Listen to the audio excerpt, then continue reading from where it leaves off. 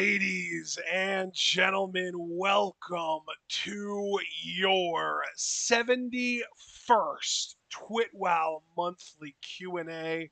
The fact that this is number 71 means that as of next month, June of 2022, we will have been doing Q&As every month for 6 years. That is absolutely insane. I'm sure that if I went back and counted all of the questions that we've gotten, it would be a truly absurd number. Speaking of absurd, though, for those of you that do keep up with me in the Discord, you know that I just got my good computer back from getting repaired and getting the OS replaced because it went corrupt for what reason, I don't know.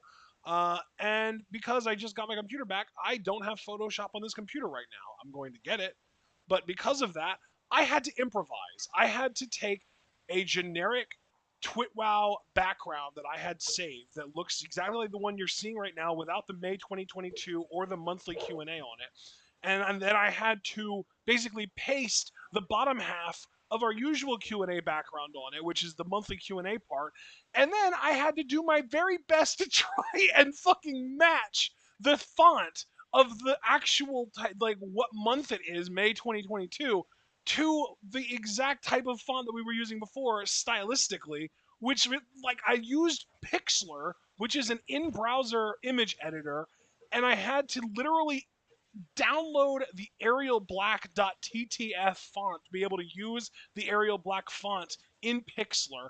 It was insane, but it's done now.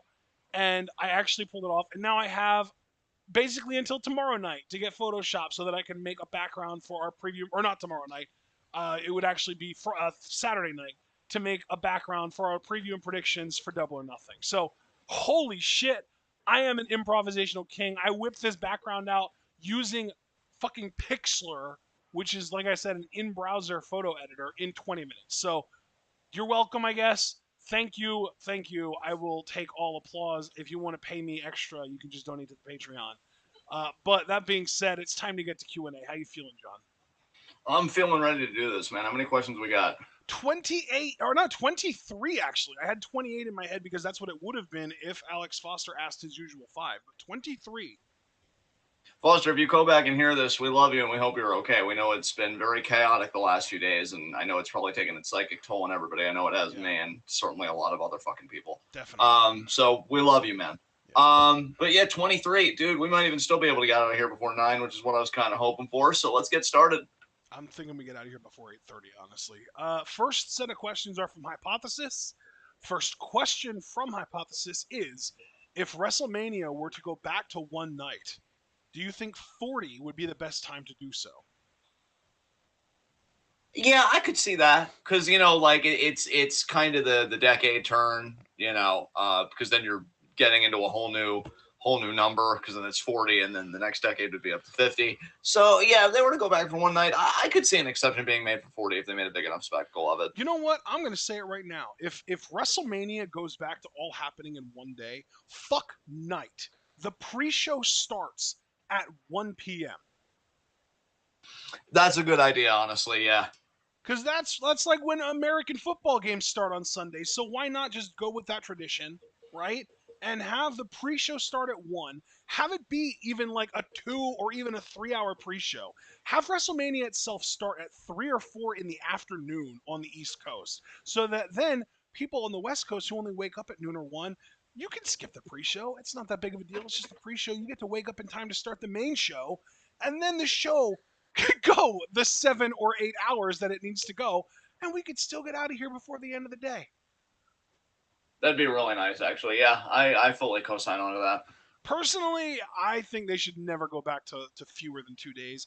If anything, I think that it would actually make more sense to go to 3 days. Maybe even eventually 4 if you include NXT as that 4th day. Yeah, I could see that. I could see that.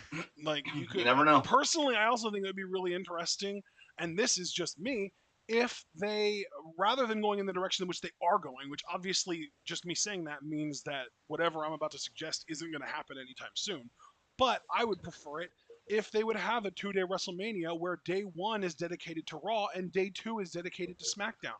And that way, everyone that's working Raw gets to show up on Monday with a whole ass day's rest under their belts after a hard-working WrestleMania, and of course, then the SmackDown workers get their usual 4 or 5 days of rest in between the pay-per-view and their TV show. Yes. So you could do, NXT Friday. You could do, what? Nobody watches the Hall of Fame except people who are old enough to be retired anyway. So you could do the Hall of Fame on Thursday. You could do NXT. Well, you wouldn't want to do NXT on Friday because of SmackDown. So you could do NXT on Thursday night because right now the only wrestling that's happening on Thursday nights is Impact. And I don't think WWE gives a fuck about Impact. And frankly, neither do I. And then Friday during the afternoon, you could do, or even Saturday during the afternoon, fuck if I care, you could do your Hall of Fame. Then you've got Saturday is Monday Night WrestleMania, Monday Night Raw WrestleMania, and then Sunday is Friday Night SmackDown WrestleMania. And then you get the Raw after WrestleMania, which hasn't been special since like, what, 2018 at the absolute most recent? Yeah. Probably even further back than that, honestly.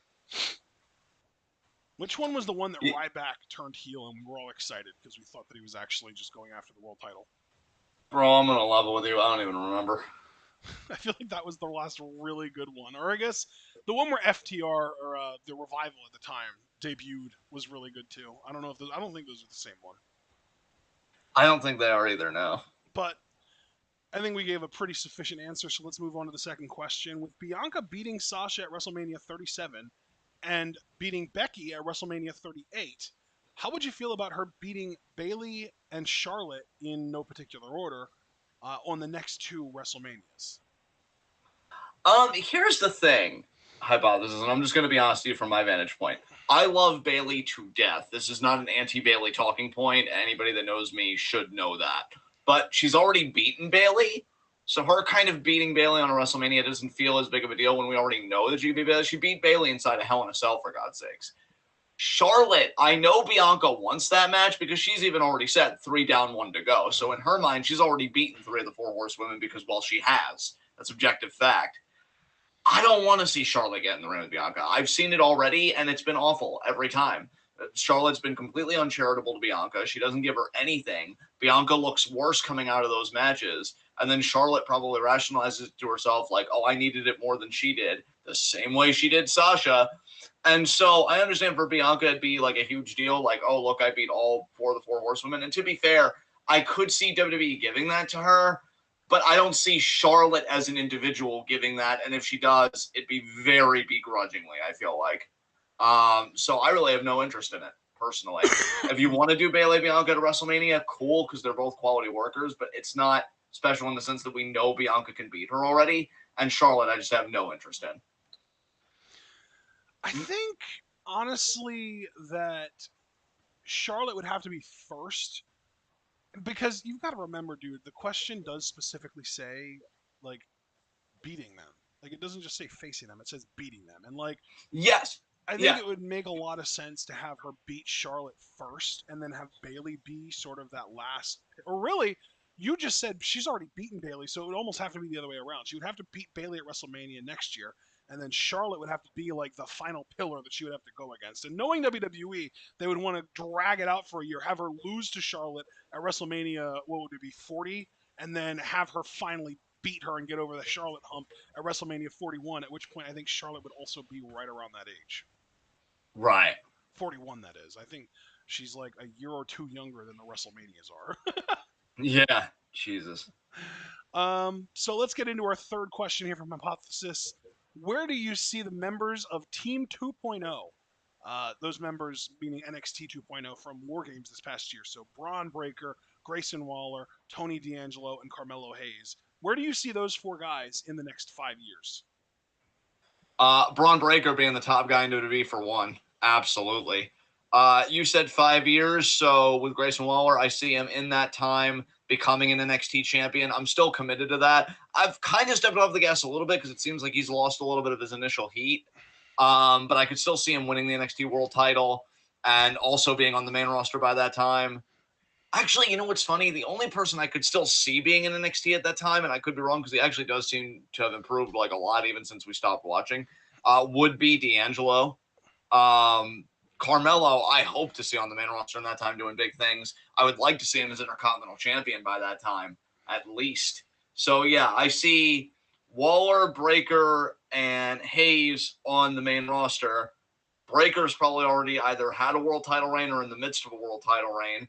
Hayes, I think, would be Intercontinental Champion or have had an Intercontinental title reign or US.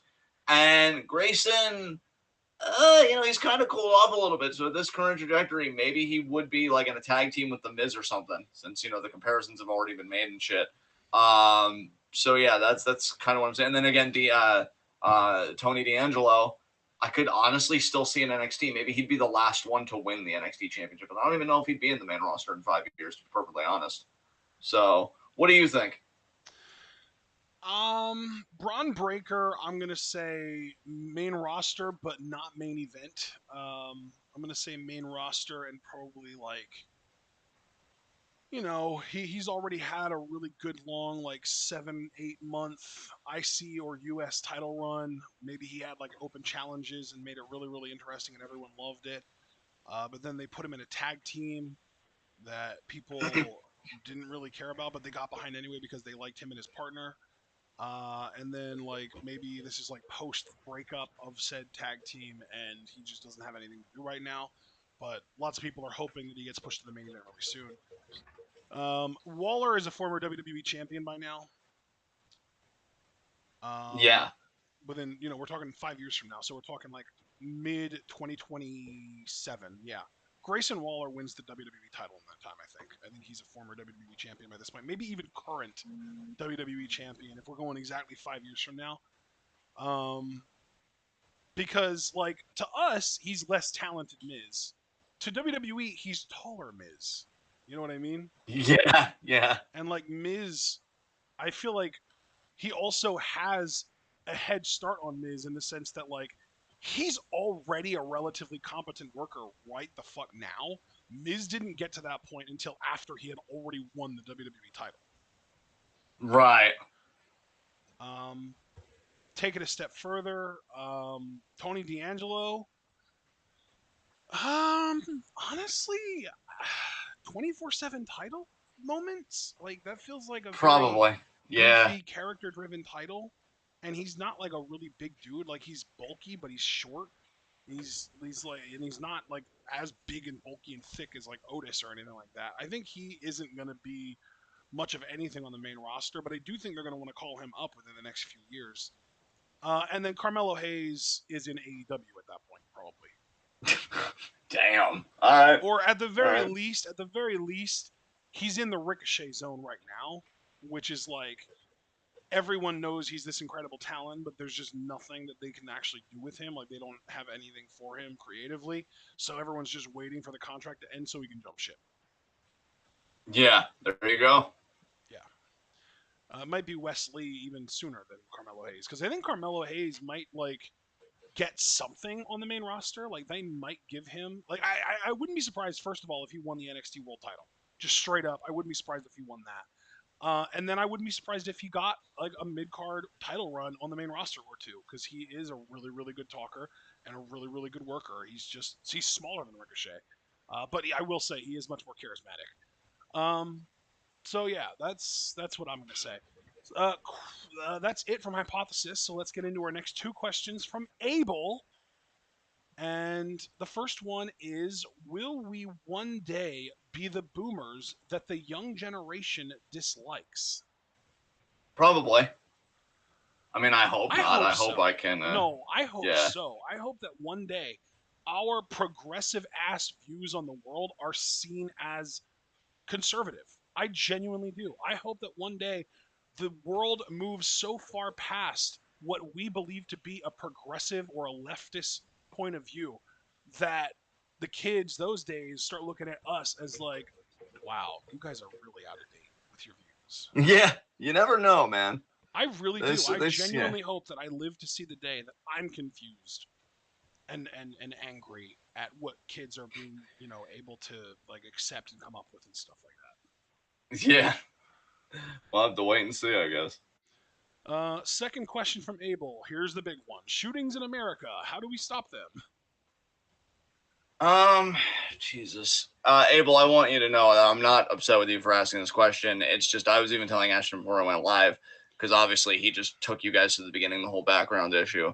I Frankly, am very I'm happy that he asked this question because nobody else did. So thank you, Abel, for asking this and for being the only one to ask this question.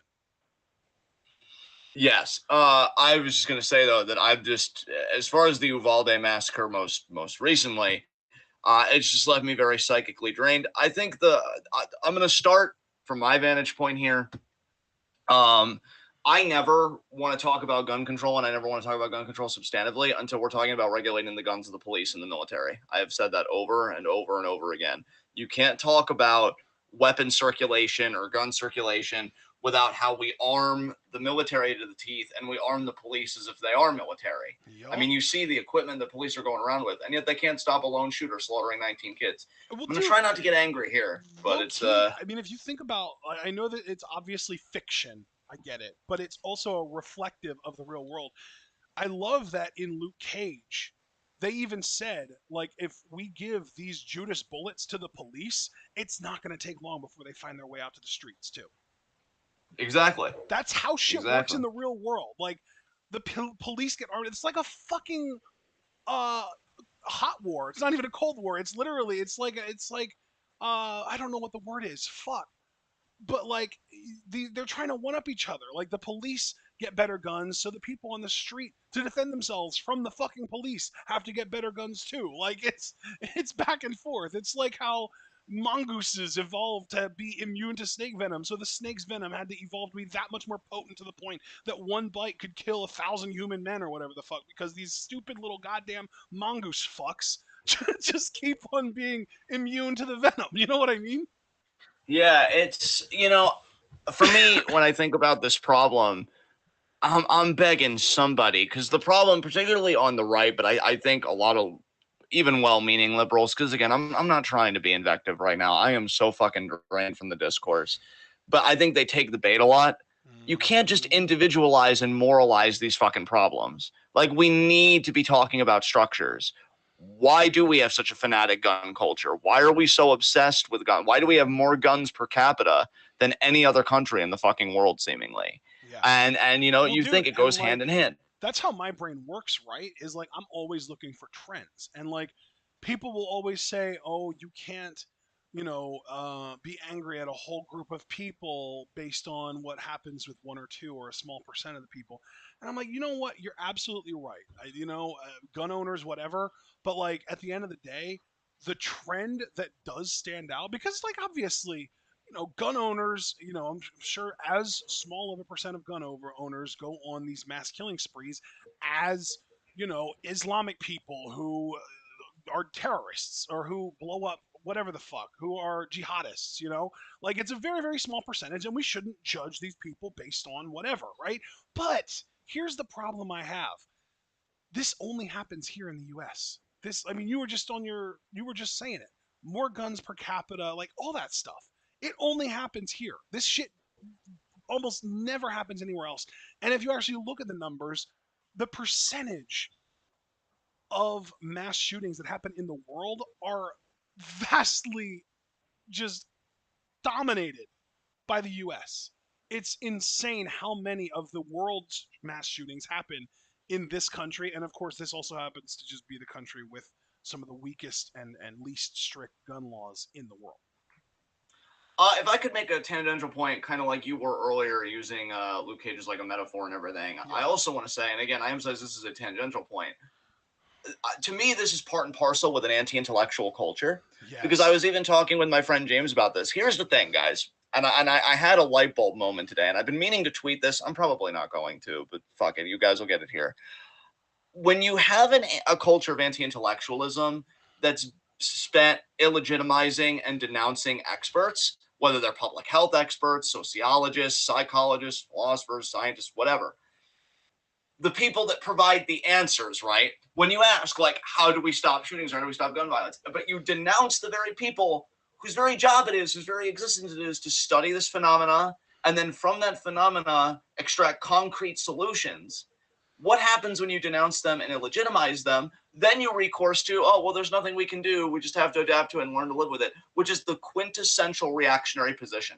Yeah. Change nothing, endure everything because I like it this way, and fuck you. Now, now that last Exactly. part, I will admit, is a bit reductionist, but we that's why I'm saying this conversation needs to be holistic and it needs to be structural. We need to talk about the anti-intellectualism. We need to talk about capitalism. You know what's funny? And again, I'm trying not to go off the rails here. I'm really like trying to keep it together and not rant.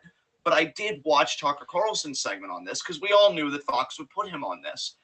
And again, because he's very good at his job and we need to take him fucking seriously as the single greatest radicalizing force in America, as far as like, incoming white supremacists and stuff like that. This dude tries to pivot to, oh, well, it was the lockdowns because, depression and self-harm and this and that and all this time spent looking at screens, it's deleterious to your mental health. Here's the thing about that, because it's a few-pronged point here. For one, and I just did a thread on this today, go check out @John_TWitWoW. I've been tweeting a lot about Uvalde and just, everything. I did a thread on an article done in the Harvard Review of Psychiatry about how mental illness isn't a good predictor for violence and especially targeted violence, how there's racial bias and how we talk about, beg pardon? I said guns are. You said mental health, mental illness, whatever, aren't a good predictor for gun violence. Fucking guns are. The presence of guns are the most directly causal thing that you can find to gun violence, straight up.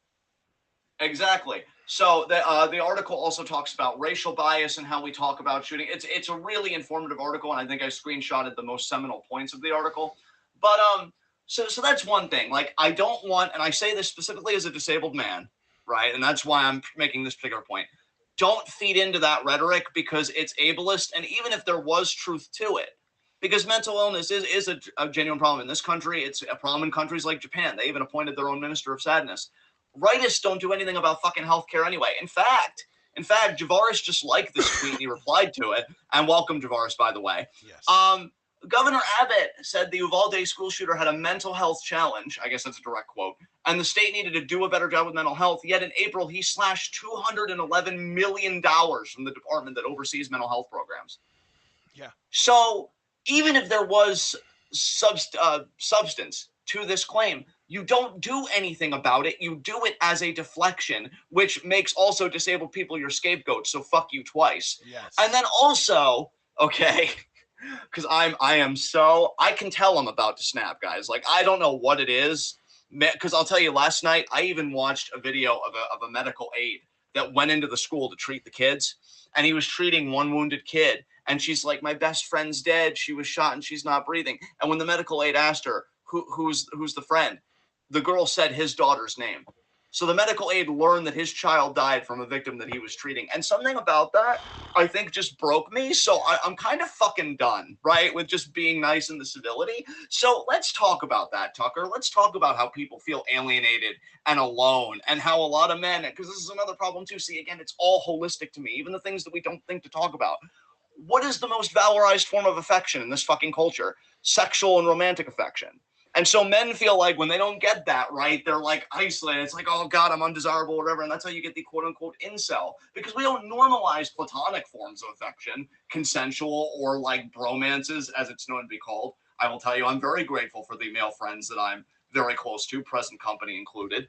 And so we don't normalize that, which makes a lot of people feel like outcasts. We have sociological immobility. Ramos, to empathize with him for just a millisecond, which admittedly sickens my stomach to do, but if we're going to have an honest conversation, we need to have an honest conversation. The grandmother said, oh, you didn't graduate high school. Why didn't he graduate high school? What kind of neighborhood did he grow up in? What resources was he lacking to not achieve his true potential educationally? What pedagogical inequities did he suffer from that he couldn't graduate? And then because of that rage and because of that sense of inadequacy, he goes and he shoots his grandmother in the face, and then he gets barricaded in a school by the cops to slaughter a drove of children. And on top of it all, Tucker has the audacity to talk about being glued to screens and being isolated because of lockdowns, because, a pandemic's no big fucking deal, not when the bull god needs to be fed. Are we going to talk about how capitalism is an inherently alienating economic system? that Western society, particularly here in America, has this notion of individuality, that we have to so cravenly defend this concept of self that's so divorced from the other person, that any sense of community, any sense of the quote unquote other is seen as a threat rather than as a possibility to augment our power to act and of joy and of everything else. Like, I'm supposed to look at, now I consider Javaris a friend of mine, but in our society, right, where I'm an individual and what the accepted forms of community are and what are not, I'm supposed to look at him as the other. I'm supposed to look at him as the enemy. Oh, Javaris is trying to take everything I've got, or this immigrant's trying to take everything that I've fucking got. So maybe it's the system that makes people feel alienated because I got to protect what's mine, which means I can't get close to anybody. All community is a threat. We're fucking sick on a national level. It is a sickness on every fucking level. And it's not the idea that Ramos is evil or a monster. He is a product of the culture that made him. He is a product of the inequities that that culture tolerates. And we need to look at it that way. That it's the same thing. Look, I know it's a tenuous comparison, but what have I always said about the Benoit tragedy? Right? Everybody was so quick to say evil and monster and this and that, but let's think about the fact that he wrestled for a capitalist fucking corporation that didn't do any kind of welfare checks until the tragedy happened. Now they're really like on top of it. And just everything else. It's a structural, holistic issue. Mass shootings are a structural, holistic issue. And we need to stop the fucking moralizing and really look at the structural inequities and deficiencies of this society, how easy it is for people to get access to guns, why we fetishize guns and valorize police and the military, how inept the police and the military are, particularly police in this case, because they didn't do fucking anything. If anything, they made it easier for the shooter to slaughter the fucking kids. And just everything. Everything is wrong. And that's why, just one more thing, and then I promise I'll shut the fuck up. These people that keep waiting for Joe Biden to do something. And then Joe Biden goes on Twitter and he says, when are we going to stand up to the gun lobby? What can we do? When the president of the fucking United States is asking, what can we do? If that doesn't tell you how illegitimate this goddamn system is, I don't know what will. So anybody looking for Joe Biden to do something, or anybody that's like, oh, the midterms, we got to do it. Respectfully, think bigger, please, for the love of God. Like, this cul-de-sac of just impotence is going to get more people killed. This doesn't work. It doesn't work. And all due respect to Beto O'Rourke and Senator Murphy, who I'm sure are genuine in their pleas, to me, and maybe it's just my cynicism, it does come off a bit like political theater, because you're trying to change things that this same apparatus caused in the first place. Audre Lorde once said it best: you're not going to dismantle the master's house with the master's tools. It's not going to fucking happen. Anybody that thinks that voting or anything else, especially when most people don't have access to it, like I just retweeted a thread from an Uvalde citizen who said that, you know, we're not a conservative state, we're a hostage state. Gerrymandering has fucked us. There are so many disenfranchised voters that alone makes voting a fucking joke, because so many people can't even vote in the first place. So it's just, the whole thing is fucked. And until we're ready to talk about the whole and look at it holistically, rather than being like, oh, Ramos, oh, and actually, I almost forgot. One giant fuck you to Candace Owens and every other rightist that tried to say that Ramos was trans, and that, you know, because our society is becoming more tolerant of puberty blockers, that's why this happened. I hope you never know another day of joy in your fucking miserable lives. Fucking hell, man. Jesus Christ. I'm done.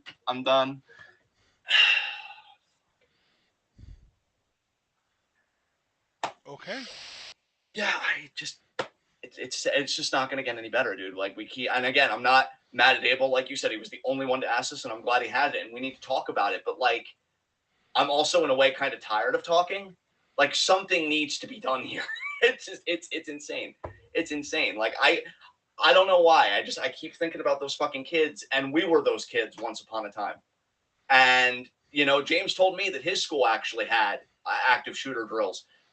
In that way, I was privileged because my school never did, you know, and they were so close to fucking summer vacation. And I remember at that time, all I had to worry about was staying cool and how much ice cream I could eat while we were watching fucking movies. They're fucking kids. And this is the fucking world that, well, not growing up in now, fucking obviously. And fucking parents showed more courage than the cops ever did. And they got arrested and tased and roughed up for it. The fuck is going on? Okay. Anything you want to add, friend? I don't think I mean, at this point, I don't know if there's much to add. At the end of the day, I think that. Oh God, I feel like I don't even know how to follow what you just went through. Holy shit. It just shows you how plugged into this whole thing I've been, man. Like I told you, I need to unplug. Like Yeah. I have seen so much, and Well, and I have especially typed because so here's the much. thing: there's nothing that you or I can do about it at all. I know. Like you and Don't remind me, I don't because want to yeah, say that we're that completely powerless, but at the end of the day, in the current system, all we can fucking do is vote and encourage other people to vote. And like, I don't even know how much really help that even fucking is at this point. again, no disrespect to people fighting to be disenfranchised. Like I believe full voter enfranchisement that goes to prisoners, by the way, because that's another like under discussed issue. The idea that it's like, oh, but they're prisoners, they can't vote. Honestly, their vote probably matters the most, given that they're being incarcerated in that fucking state. Like that's a very vulnerable demographic of people. So you want me to believe in voting again? Then voting rights for fucking everybody. A criminal record, no criminal record. We're all a part of the same community, the same fucking nation. You know, if you really want me to believe in quote unquote democratic process, fucking empower people. Again, guys, check out at John_TWitWoW. It was a recent thread I just tweeted from an Uvalde citizen saying gerrymandering has made so few of us even able to fucking vote. We're being held hostage here. That's heartbreaking to me. And then the people that can vote, it's like, well, the party choices, because as Ashton has said countless times, get money out of politics.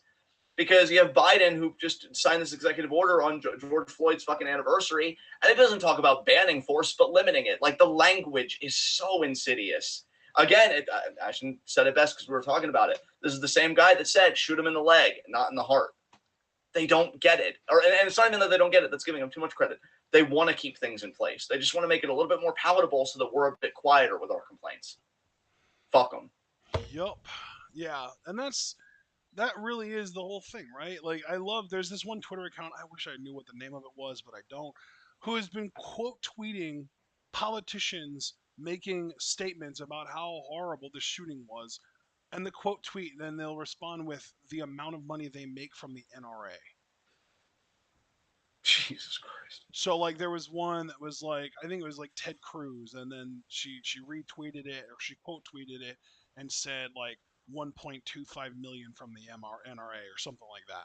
Like these fucking politicians are literally in it for the money and nothing else because capitalism. It is literally that fucking simple. And yet, as simple as the problem is, the solution is nowhere in fucking sight. No, no, and just I hate to put you guys through this and myself through this again, because again, I desperately need to unplug after this. But I need to say too that same story about that medical aid that I said earlier, that he learned that his daughter died from somebody that he was treating. Their daughter, she had gotten a phone, I think 10 days before for her birthday. And she actually used that phone to try and call the police. And they were right outside doing nothing. Like, you don't have to be a leftist, a hard leftist like me. I have a lot of liberal friends, and I'm trying to be kind to them because I know we're all going through the same thing, and I don't want to be the smug fucking asshole. I know that's very easy to do. But, like, how anybody hasn't crossed over to fully abolish the police. Like, forget defund. Like, in the face of this, no, you need to fucking go. Like, you need to fucking get the fuck out. Obviously, I would take defund over literally just giving them more money and then being like, but anti-bias training will help. No, no, it's abolish the fucking police after all this. That is non-fucking negotiable for me on anything. Just I'm stunned.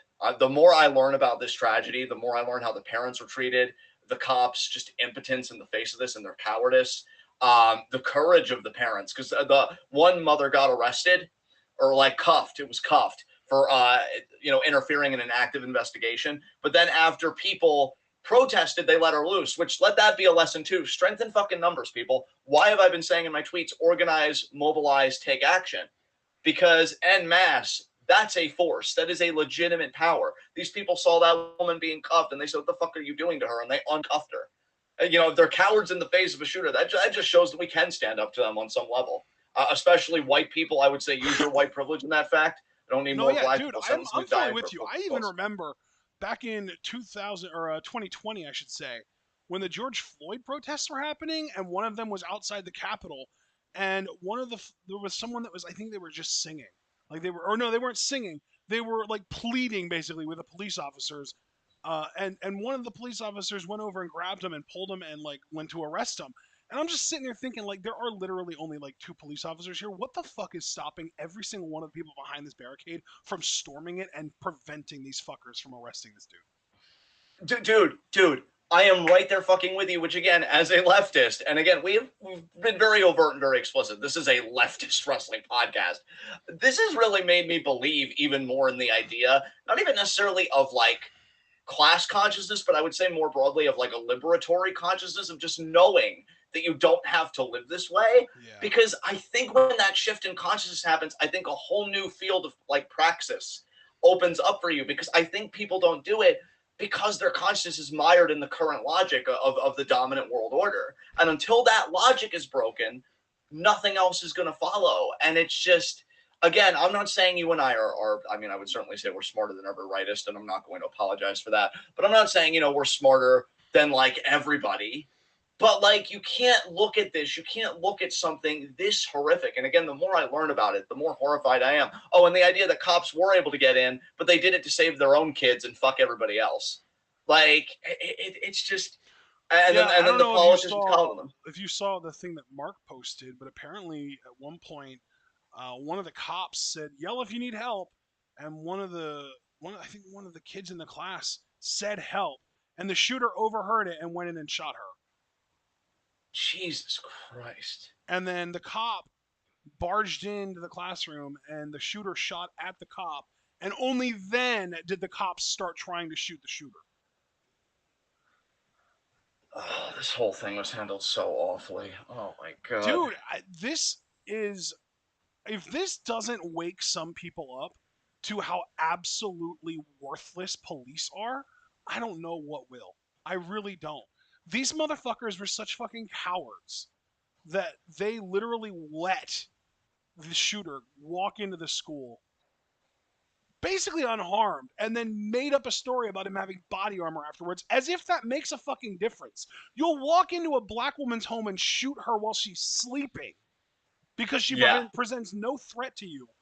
But a motherfucker wearing body armor makes you go, whoa, I can't shoot this guy. It's going to be a waste of bullets. There's no reason. They're cowardly fucking bullies, dude. Like if anything, I don't even want to say. Like, I don't even want to say. I was gonna say if anything good, but my stomach won't even let me. But if anything has come out of this experience, cops are cowards, people. They are fucking. Why do you think they need military grade equipment? Because I guarantee you, and I think I've even seen this actually. I don't want to say that directly because I think you should always cite your shit. But I feel like I've even heard stories of people like only throwing rocks or whatever, and police are like, "Oh, I felt so threatened." They're paper tigers that need military equipment to endure any storm. And even then, their idea of enduring a storm is just sitting in their car and waiting for the action to die down. Then they'll go in and be the fucking hero. You can't tell me, even for all the people that are like, getting rid of all the cops is insane. Because, like, I've heard that before, too. And it's like, listen, debate bros, eat shit, first of all, okay? I'm not here to fucking sate your need to argue with somebody. I'm here to get fucking answers. Yeah. And until we start actively experiment, because see, that's what people don't get, dude. And this is what bothers me. They're acting like, oh, we would just do this other thing and then forget anything. I want a society that embraces the idea of active experimentation. Yeah, man. Both I'm fully with you scientifically on and that, yeah. sociologically. Because, like, Yeah. that's the thing. If you ask any politician, what has Congress tried to do to prevent more mass shootings? The answer is impossible to give because there fucking isn't one. There hasn't been a single goddamn step towards gun reform at least 15 years or so at this point. It's got to be Yeah. at least 15, if not more. And like, the point isn't we want complete gun reform. We want you to do all of these different things. Checklist here. You need to do all of this. The point is do fucking something.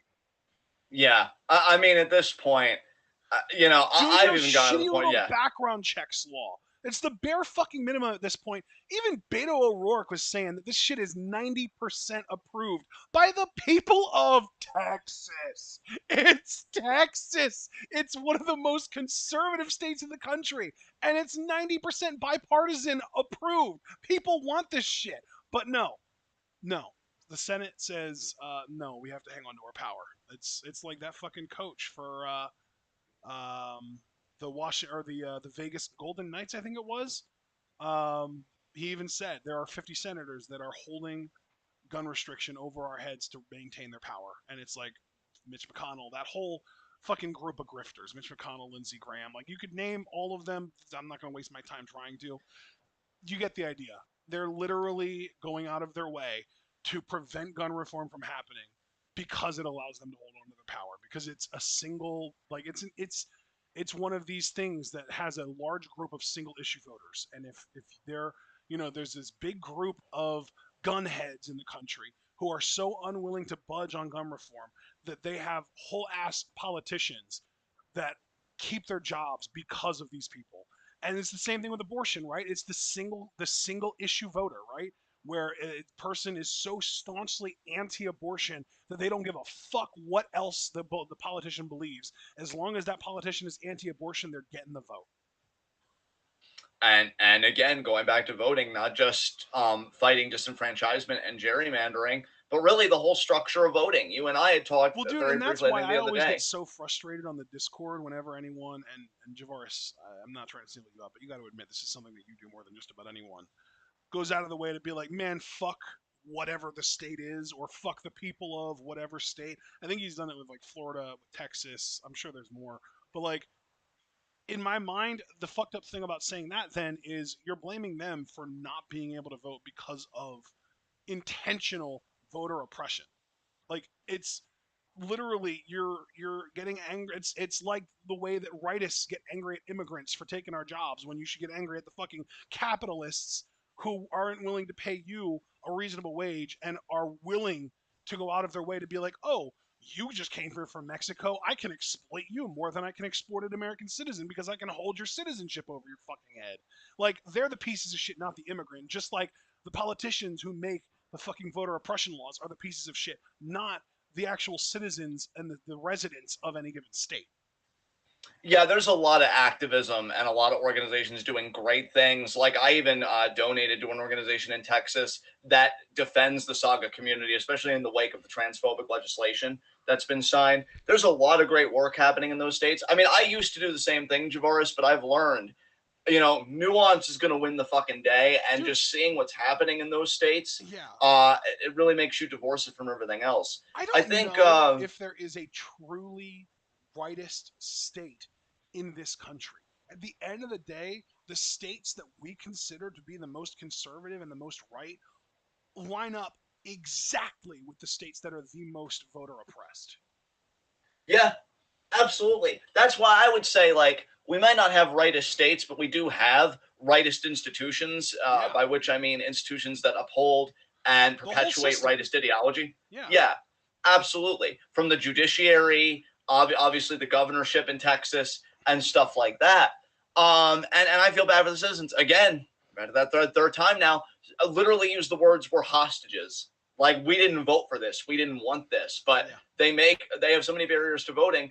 And so, yes, obviously, and I guess here's my line, because I need to go back to this brand of leftism. I've gotten more cynical over the years, and that's on me. You can't let the world wear you down. You got to keep fucking going, and I know that's not easy. Absolutely vote. I'm not telling people not to vote. I'll probably fucking vote in the midterms, even though I'm really uninspired by all of our fucking options. But what I'm saying is do more than vote. Organize, get with people, do public agitation, because I'll tell you something. Public agitation bothers the shit out of these fucking people. When we knew that Roe v. Wade was going to be just killed back, Yeah. and they went outside Justice Kavanaugh's home, so many conservative senators were like, "Oh, imagine if this was Sotomayor, or I don't even know if they said Christine Blasey Ford, who actually was harassed when she testified against Kavanaugh." But like, they're so thin-skinned that even the basic by the numbers agitation just bothers the fucking shit out of them. Do it. harass these people. They're on your fucking dime. They are on your We like. need we So need more yeah. people who think like 4chan degens on the left, because those are the motherfuckers that practically invented doxing people. Dox these fucking politicians. If anyone Oh deserves, hell yeah. hell yeah, right? Like Hell seriously, yeah. do shit to them that maybe. I mean, personally, I've become all for revolutionary violence, but for the sake of My maintaining man. appearances, don't do anything that'll hurt them or cost them a significant amount of money or anything that they could have you arrested for. It's really about looking up for your own ass rather than me just being against this kind of stuff. But at the end of the day, do whatever the fuck you can to make these people as miserable and uncomfortable as they possibly fucking can be. Again, within the realm of the law, because again, like I don't want people going out and getting themselves arrested. Which, at the end of the day, you can't really do much of anything without getting arrested because the police will make shit up, make reasons up to arrest you, and then get you for resisting, even if you don't. And then like they'll just fuck your life up just for existing sometimes. I just want to And say in actually, you know conclusion what? on. After having said that, I'm going to double down and say if you're black, don't do what I just suggested. Only do it if you're white.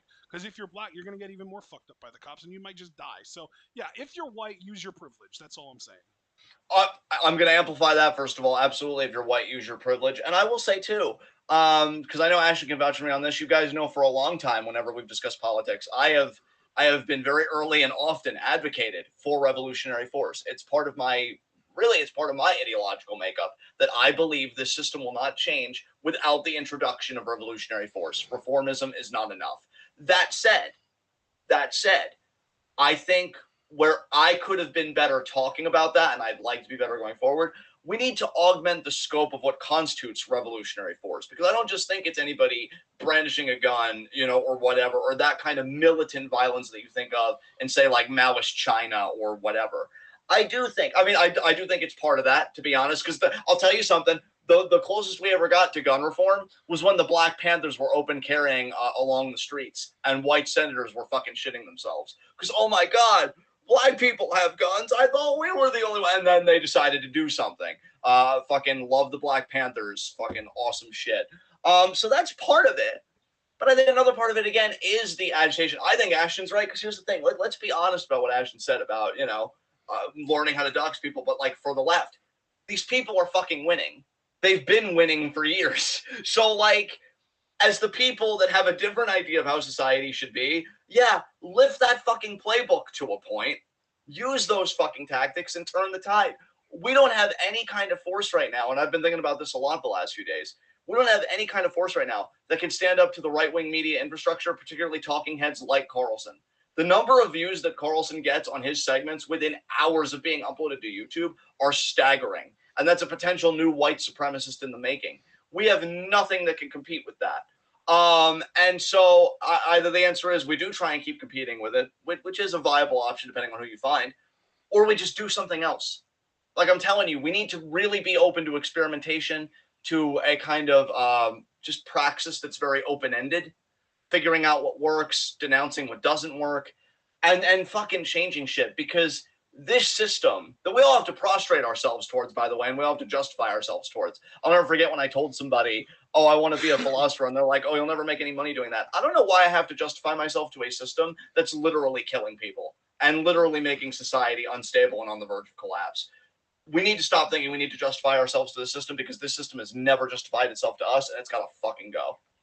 And we, by any means necessary. I'm really at that point. But of course, amplify what Ash said, take care of each other. If you've got fucking white privilege or male privilege or whatever, use it. Because cops will be a hell of a lot more hesitant to shoot you than they will be to some black individual fighting for the same rights. Like, got to take care of each other. We need to really have a more robust practice, because this shit should have never happened.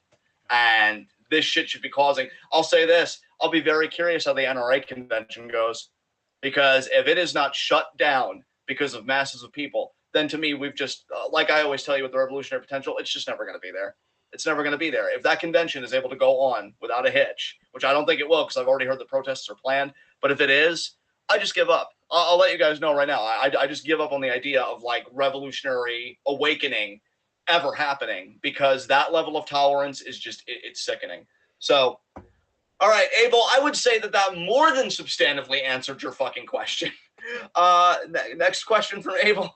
Nope, that was it. Abel only asked 2 questions this time around, and really only asked one, but he had one left over from last month that we didn't get to. So let's get into Super Blue, our next question asker. First off, how do you feel about the person who leaked the Supreme Court draft on Roe v. Wade? I honestly don't know. Like, well, okay, here's how I feel most immediately. I I feel like leaking shouldn't even like I feel like that institution should be transparent.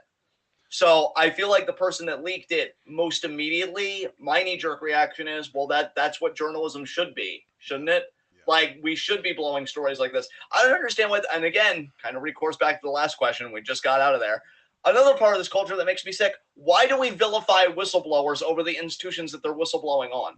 Like so many whistleblowers get like incarcerated or whatever. Now I'm not saying this person's a full blown whistleblower, but it's along that same continuum. Like, oh shit, this is big. I should tell the public about this so that the appropriate factions can galvanize and do whatever. Now, there have been some rumors that it could have been like an opportunist that just wanted to kind of, foment dissent or whatever, or maybe like fire up the right or whatever. But whatever their motivations were, honestly, in principle, I'm for it. I think that information should always be available to the public. I don't think the Supreme Court is transparent enough. I have a lot of problems with the Supreme Court, but that's a wholly separate discussion. So yeah, I have no qualms with the person. I'd like to know why they did it. If they ever wanted to come forward, I wouldn't blame them if they did, though, because I'm guessing the persecution would be swift and severe. But yeah, I just think it shows that we need more transparency in the court. What do you think? Yeah, that makes sense. That makes sense. Really, I mean, I don't think this is even a controversial take at this point. I think that term limits need to happen in the Supreme Court for sure. Yes, 100%, So 100%. yeah, I don't really know if there's anything I can add past that, honestly. All right, next question. Next question is, how do you feel about Dave Chappelle getting attacked on stage? Um, Honestly, looking at it through a political lens, it's fuel for the right, and I hate it because I think I talked about this with you in conversation, bro. When we're playing Rocket League. Mm-hmm. Apparently, they got a statement from the guy that attacked him, and he said that the stand-up of Chappelle quote really triggered him. Oh my god, that's yeah, that's everything the right's looking for. That's everything the right's looking for. They'll play that shit on a loop. They'll make Chappelle, one of even if Chappelle doesn't want to be co-opted by the right, which I don't even think he does personally, but that's a separate conversation. Is Chappelle transphobic? I personally think so. A lot of great people Sure. have done analyses on him. I think Professor Flowers might have talked about him. I know FD Signifier, the guy that I really like that I've told you Mm-hmm. about. And I know you subscribe to after like I urged you. You're like, yeah, he is really good. Didn't Kat Black even talk about it? I know she's another black YouTuber. I feel like she I didn't probably catch talked that if about it she too. did. She might have. She might have. But I know that there are black YouTubers and stuff like that have talked about it. I would defer you guys to them. I just named a couple. But I definitely think he's transphobic. That said, I understand the guy's anger and frustration, but and I hate to even say this just because everything's so fucked. You have to think about the optics of every situation. Like you doing that and then giving that quote that only emboldens the very factions that dehumanize you in the first place. And it really doesn't even change anything materially because he's still going to do stand up. He's still going to make money off of it, et cetera, et You cetera. know what, Toby? Um, I just wanted to interject here real quick because Javaris just said in the chat um, that he, and referring to he being Dave Chappelle, said that he doesn't support the right. This is what I was talking about the other day when I said that transphobia was really like one of the bastions of bigotry, as I coined it, that is really clinging on, man. Because like you don't have to be a rightist. You can even go out of your way to be like, oh yeah, I fucking hate those guys. They're like Nazis and stuff like that. And like people genuinely believe that, but will also then turn around and say that trans women are actually men or trans men are actually women and like they're not valid and stuff like. Well, they won't actually use those words because they don't like those words, but they'll act they're actually just like openly transphobic and people are just okay with that. Like that's it's hanging on hard, man. Like it is transphobia is very openly out there still, even among people who aren't hard right, rightist, alt right, whatever the fuck you want to call it, but like that type of person are like, I would say like if we look at 0 to 100 as being a spectrum where the far left is a 0 and the far right is 100, I would say you have to get to like 25, 30 going right to left before you finally get to trans acceptance. It's fucking bad. Dude, just to compound what you said, and just to kind of augment your argument, I just saw a friend of mine 2 hours ago posted an article that a Texas trans girl was assaulted over GOP lies about Uvalde shooting. And we already know. I said earlier that Candace Owens Yeah. said some transphobic shit, and then Paul Gosar, what was his tweet? Oh, I have it right here. We know already, fool. It's a transsexual leftist illegal alien named Salvatore Ramos. It's apparently your kind of trash. And Ramos is neither an illegal immigrant, not that that fucking matters, or trans, again, not that that fucking matters, but these are the scapegoats they always go to. And now a trans girl has been assaulted because they're like, oh, these transsexual people, they're violent and delusional and this and that. So the stigmatization is killing them. It's harming Does them the and right it's killing not them. know the fucking difference between transgender and transsexual? I don't think they do. I don't Jesus think they. fucking Christ. Yeah, yeah, and the sub headline was, "Why was this teen girl assaulted by a grown man she never met, harassed by four strangers who, I'm just quoting the article here. It says, quote, who could tell she was trans. I don't know how you can tell that somebody's trans. It's kind of the whole fucking point. That's another part of the discourse. It's like, oh, I wouldn't date a trans person. Well, how do you know who's trans or not? Like, you can't help who you're attracted to. Yeah, outside El Paso Library. I'm just wondering if there are any other interviews. Oh yeah, the man grabbed her arm and forced her body around to make her look at him, saying, "Yeah, they're perverting kids instead of killing them." She had no idea what he meant, but she was scared. Like she says, she is usually on the streets of El Paso these days. "I'm only 17," she told the man who grabbed her. Another man said, "Yeah, it was one of your sisters who killed those kids. You're a mental health freak." So this is what happens. This is what happens when people get scapegoated. It's not some When you abstraction. demonize people with mental illness, this is what happens right Yeah, when you demonize people with mental illness, when you demonize trans people, here. when you demonized Asian American people for COVID, Yeah. this is what always fucking happens. Yep. Fuck. I hate it. I hate it here so much. So much. Jesus Christ. It's so bad. Let's all go to New Zealand, everybody. Let's just take everybody. Let's go to fucking New Zealand. No, no, I no, hate it because here. remember, it's going to be underwater by the time we die. Fuck. Yeah. Fuck it, I'll become Aquaman. I'll do it. I'll evolve. I'm sorry, guys. I needed to joke. I'm so close to psychically breaking. And it's real Ben Shapiro energy. Oh, the people will just move. And sell the houses to who, Ben? Fucking Aquaman. Fucking amazing quote. But You said that. yeah. I think it was H Bomber guy, I thought. Yeah, H Bomber exactly. man. Nailed it. Yeah. Great job. Yeah. Yeah. All right. Next question. Next question. We're back to wrestling now. How do you feel about the results of Backlash? And Super Blue added, I'm not calling it WrestleMania Backlash because it's a fucking stupid name. Wow, Super Blue. You really committed to dying on that hill. Proud of you. I don't even fucking remember Backlash. My sense of time is so fucked with everything that's happened. Um, It's whatever, I Cody guess. Cody beat Rollins via pinfall. Omos beat Lashley via pinfall. Edge beat AJ via technical submission with Priest banned from ringside because Rhea Ripley showed up and helped. Ronda beat Charlotte in an I Quit match for the women's title on the SmackDown side. Madcap Moss beat Corbin via pinfall, and the Bloodline beat McIntyre and RK Bro in a six-man tag with no titles on the line.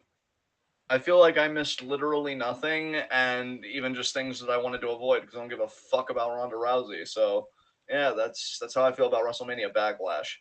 Same. Next question. Apparently, NXT is having a special called In Your House on the 4th, which is what, next Saturday? Not this coming Saturday, but following Saturday. It's going to be Cameron Grimes defending. I'm just going over this for something completely unrelated to Q&A. I just saw it. I want to go over it. Cameron Grimes defends the North American title against Carmelo Hayes. Pretty Deadly defend the tag titles against the Creed brothers. Braun Breaker is defending against Joe Gacy. Toxic Attraction defending against Katana Chance and Kaden Carter. The finals of the women's breakout tournament, which is Tiffany Stratton versus Roxanne Perez. Rooting for Roxanne hard there. And Mandy Rose defending against Wendy Chu. So there's that too. Honestly, let's go Wendy Chu. I'm really rooting for Yeah. her to win. I still love the gimmick, so. I would be rooting for her to win if I was still watching, but I'm not, so I don't give a fuck. There you go. Anyway, how do you feel about the results of WrestleMania Backlash? I'll tell you. And he didn't say WrestleMania Backlash, like I said. But yeah, I also didn't give a fuck. There's nothing to say. It's bullshit. It's boring. It's garbage. Let's move on. How do you feel about WWE moving Money in the Bank from a big stadium to a smaller arena? Will the same happen to SummerSlam if nothing changes? Possibly. It doesn't really bother me. I just want a good show. Again, we say we don't give a fuck. Yes. Fifth question from Superblue.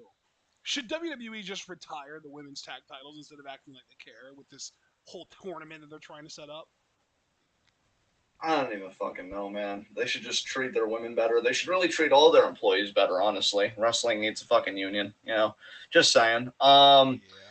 And yeah, I don't think those titles are ever going to matter. If they retired them, I don't think anybody would really give a shit. The best champions were Sasha and Bailey and Kabuki Warriors. So, you know, that's kind of my take on that. Nice. Yeah. Okay, well, next set of questions are from Javaris, who is here, I believe. First up, worst case scenario, Sasha and Naomi get released or quit WWE. Where would you like them to go? Sasha, I would like her to have an excursion in Stardom, even if just for a year, because I know that was kind of the number you put on it, and I agreed. And I then, would say 2 or 3 years. I would love 3 years out of her, honestly.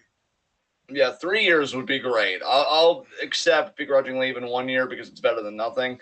And then, She's only 30, man. She just turned 30. I mean, she can do 3 years in Stardom, come back to AEW. She'll be 33.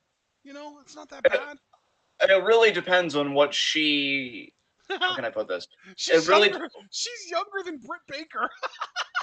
yeah, it really depends what she wants to do as far as like Hollywood goes and stuff. Because I know a lot of people think that she's got like that rock kind of set of options, like, oh, I can do, you know, movies or TV or whatever. So if she wants to go hard with the wrestling and rediscover her love for it, 3 years in Stardom will fucking do that for you without a doubt.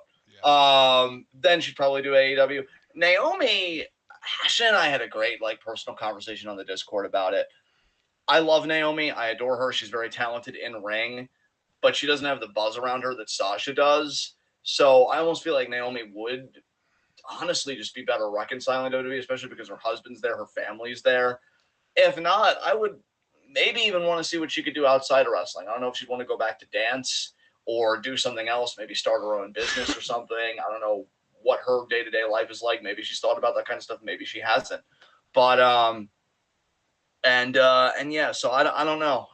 Naomi's the bigger question mark to me because she is so talented. I'm not trying to say that she isn't, but again, she doesn't have the buzz around her that Sasha does, and I think that's a fair point. So Sasha has like a shit ton of options. I really don't know what Naomi's options are. Anything you want to add? Dude, I actually did a little bit of math real quick. Sasha Banks could go to Stardom, spend 3 years there, come back, go to AEW, and she would be younger upon her AEW debut than Thunder Rosa was upon her AEW debut. Wow. Right? Crazy. Yeah. All right. But yeah, I think for me, I want at least 2 years, ideally three, out of a Sasha Banks Stardom run, especially because Stardom is like mingling hard with other Joshi companies now, so Sasha could have as many dream matches as she wants, basically. Yeah. Um, and then when she goes to AEW, she could have all the dream matches with all the TJPW girls that she didn't get to work with while she was in Stardom. So that just works out perfectly, honestly. But then yeah, she goes to Yeah. AEW. That would be my big thing. Or maybe just go to AEW and there's a chance that they'll be able to work with Stardom anyway. It seems like that's like brimming. I don't know. Yeah. God, that'd be awesome. Naomi, I'm gonna tell you, man. I think she could. I really don't know. I'm really, torn on Naomi because if she stays in WWE, they're going to treat her. They're going to punish her basically. They're going to treat her the way that they treated Triple H after the MSG incident in the 90s because he was the only fucking one left. They weren't going to punish Shawn. He was a top guy. And they couldn't punish Nash and Hall because they were leaving for WCW. So, like, Triple H was the one that got punished. He got buried. He got his fucking finisher buried by the Ultimate Warrior, literally kicked out of it one at a WrestleMania show. Like, I don't want Naomi going back to that, you know? So, to me, I am hoping that Naomi kind of expands and maybe even just follows Sasha. Like, Sasha led this little coup. I don't want to call it a coup. This little walkout or whatever you want to call it. I would like it if Sasha was basically like, Naomi, I'm going to have your back. Sasha just has Naomi's back. And, like, we already know that Sasha is like this super hot commodity who can go wherever the fuck she wants and be genuinely wanted and make as much money as she basically wants at any wrestling company in the fucking world. She and Naomi need to figure out together where they're going to go together. And I would personally love it if Naomi would join her for a Stardom run because we've already talked about how Stardom's training is better than basically any other women's training for wrestling program in the world. And Naomi has the raw talent to be one of the best women's wrestlers in the world if she could learn better psychology and better fundamentals, which are the exact things that Stardom teaches. So Naomi going to Stardom is dangerous. I would love to see that. And then I would love to see her follow Sasha to AEW. I would love both of those things, honestly. Honestly, if they were to really take their tag team, because their tag team was such a merch seller for WWE, you could tell so many kids were like into the act and everything. I would love Sasha and Naomi to go after those goddesses belts because the Stardom actually has a fucking tag division at the very least. Like the goddesses belts actually they do feel important to me. Global. Yeah, fuck yeah! Imagine the money. Right? Fuck yeah, I'm here for it, man. I'm here for all of it. Hell yeah! What's that wrestling merch website? Is Oh, it literally just Wrestling Tees? yeah, I think it is just Wrestling Tees. I think, yeah. Oh God. Pro Wrestling Tees. That's what it is. Pro Wrestling. Pro Wrestling Tees. There we go. Okay, yeah. Or just shop, but yeah, Pro Wrestling Tees. They could start their own Pro Wrestling Tees and sell their own merch. And I'm sure that there are plenty of members of the crew on Twitter who are talented graphic artists that could make incredible shirts for them. Absolutely. No doubt about that. So, all right. Second and final question from Javaris. Do you think there's a chance we'll see Kota Ibushi in New Japan after everything that's happened? I think he's done personally. And because the things that have been said and everything surrounding this situation, it seems like a powder keg to me. And again, maybe this is the cynic in me, but I've never seen a powder keg that didn't explode, in situations like this. I think he's done. I think the more interesting thing is, what does he do? If this doesn't work out, because I don't think he wants to go to America. Javaris, you already gave us those very intimate and vulnerable details about his mother. God, my heart breaks for her. She is in a certain way with her mental health. She tried to commit suicide, I think, because she was so distressed by the situation. I don't want Ibushi to be a tragedy, and I don't want Ibushi to be a horror story of like a guy that tried to do the right thing. Because to me, I'm on Ibushi's side here. I just want to make that explicit in case I haven't, in following this whole thing. From what I've been able to piece together, and I'm in the dark about a lot, so I also want to be, demonstrate some humility in what I know and what I don't know. But what I feel like I know, and Ibushi calling out a company culture that's toxic, which Ash and I always kind of figured, but I always joked like, well, I have a language barrier, so I'll never fully know it. Well, it's caught up with me finally. Calling out a company culture that's awful. I'm on his side for this. If you're on Sasha and Naomi's side, which you should be, if you've always been on the side of wrestlers, even Stone Cold back in 2002, be on the side of Ibushi now. I think he's trying to make a better New Japan internally. I think it's really bad over there. I just worry about the man's welfare and his well-being, holistically speaking, like him, his mother, others. I don't see him coming back from this, but I just don't know what he does after that. What about you, man? Do you think him and New Japan will reconcile, or do you think he's going to walk? Or even just be terminated? I think he's AEW about, man. I think he's going to go hang with Kenny again. I think he and Kenny are going to mend fences. I think that the Golden Lovers are going to reunite and win AEW Tag Gold before long. I hope you're right, man, because I think AEW they would take care of Ibushi financially. Yeah. I still worry about his mental health and everything, especially making that kind of transition, to America more full time and everything. Right. I don't know if, especially again with his mom and everything the way that it is. So financially, we know he'd be secure, but it's everything else that I still kind of worry about. But I totally understand where you're coming from, though, man. That could happen. Yeah. All right. Next question. Next set of questions actually is from Mark. First up, if Sasha and Naomi were to join Stardom, what factions would they be in? Sasha screams Queen's Quest to me. Dude, I'm gonna tell you right now, if those two go to Stardom, I am putting my money on them starting their own faction. That'd be cool. I mean, they are two Gaijin, so like, yeah, you Yeah, could and you we could don't really absolutely do it. have a designated Gaijin faction anymore like we used to with Tokyo Cyber Squad. I So was even just gonna say, dude, fucking Hana, may she rest in peace. If Tokyo Cyber Squad was still around with Naomi's glowing entrance and everything, dude, oh my right? god, they aesthetically they'd be perfect for Tokyo Absolutely. But Cyber yeah, I Squad. think they form their own faction. Um, Yeah, but I don't really know who would join. I think they would want to get at least one of the young girls, and it wouldn't surprise me at all if Rena joined them and maybe became like the future leader if it was meant to be like a spiritual successor to TCS because yeah, it's like open to Gaijin and stuff. It was started by Gaijin, that kind of thing. So Rena, I would say, would make sense. I want to take one person from each faction, one woman from each faction, and just talk about the person who makes the most sense. I think Tekla would actually make the most sense because if it is a foreigner faction, it makes sense for the only foreigner currently in Stardom to join it as well. You know what I mean? yeah, yeah, absolutely. Let's see. Hazuki maybe, but part of me is like maybe Momokogo actually. Oh, I like that. I like that. Momokogo makes a lot of sense because she's not like the super young. She's like every faction has their obvious pin taker, and then they have someone that's like a step up from that who can win some matches but takes most of the pins too. And that's like what Momokogo would be, right? Yeah, From yeah, there you Stars. go. From Queen's Quest. I don't think it makes sense for anyone in Queen's Quest. In fact, QQ is like its own separate thing. Like they're all Stardom originals. Like I can't with Queen's Quest. So the only other Yeah, factions left are what? Cosmic Angels and God's Eye. We'll leave God's Eye alone too. And Cosmic Angels, I think Nina actually would make a lot of sense because she speaks such good English. yeah. That would be such a fun faction. Sasha, Naomi, Mina, Momokogo, and Rina. That's a fun fucking faction. It really is. I can vibe with it. I can absolutely vibe with it. They come out to Danza Kuduro every time they enter as a team. Yeah, It would be awesome. But if they weren't allowed to start their own faction and they had to join a faction, you said Sasha to QQ. I think Naomi to Stars just seems natural. I would oh yeah, say she's yeah.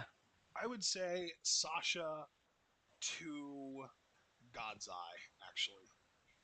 Oh damn, you're going hard, dude. Shuri versus Sasha. I was Jesus just gonna Christ, say the I think that selling, Stardom would see Sasha versus Shuri as their biggest money match that they could give Sasha, so they would want to hold off on it. dude. The selling that Sasha would do for Shuri. Jesus Christ. I know, dude, I know. Maybe they meet in a 5-star. Oh, Sasha, leave. Leave. Take Naomi with you. Fucking win the goddesses belts. Fucking do a Grand Slam tour. I don't give a shit. hell yeah! Fucking go to Stardom. All right. Second question from Mark: what matches do you hope to see at Forbidden Door? Oh man. Oh, that breeze feels nice. Let me think here. I want Okada versus Danielson personally. I think that'd That be a would be great dope. fucking match. Yeah, that's gonna be the first match I say. I'm gonna let Ashton name a match he wants to. We'll kind of go back and forth with it a little bit.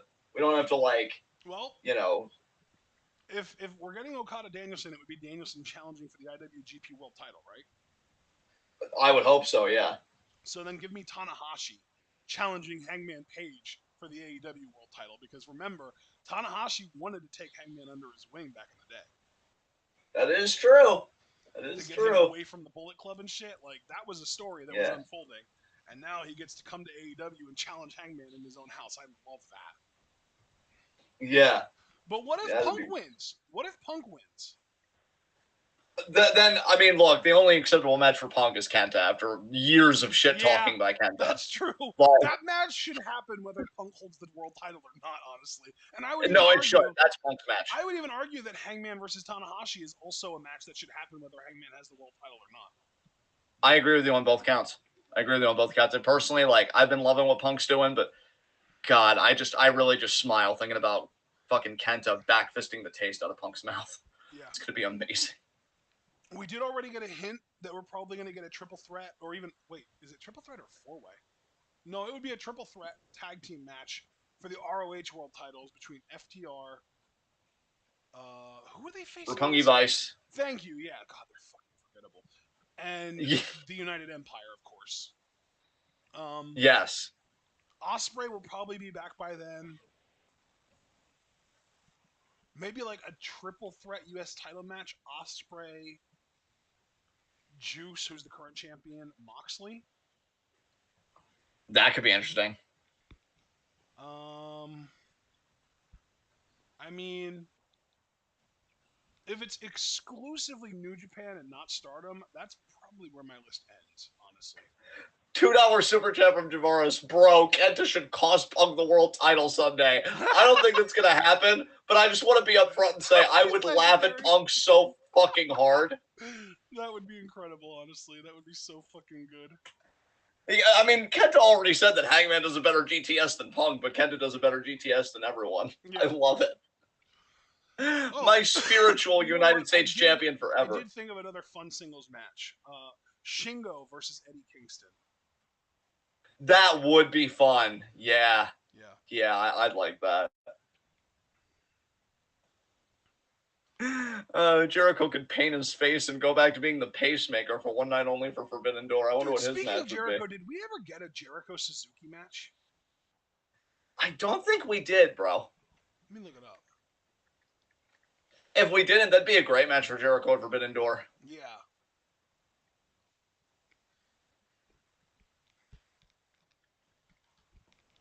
Nope. Never. Yeah, we should do that at Forbidden Door. Yeah, that'd be another great one. The Suzuki that Chris Jericho has ever been in the ring with is Kenzo. Oh, wow.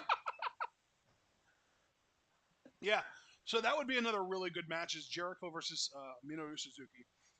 I want Ishii versus one of the younger guys. I want Ishii versus, like, Wheeler Yuta, which I don't think they would do that, actually. So maybe, like, Lee Moriarty.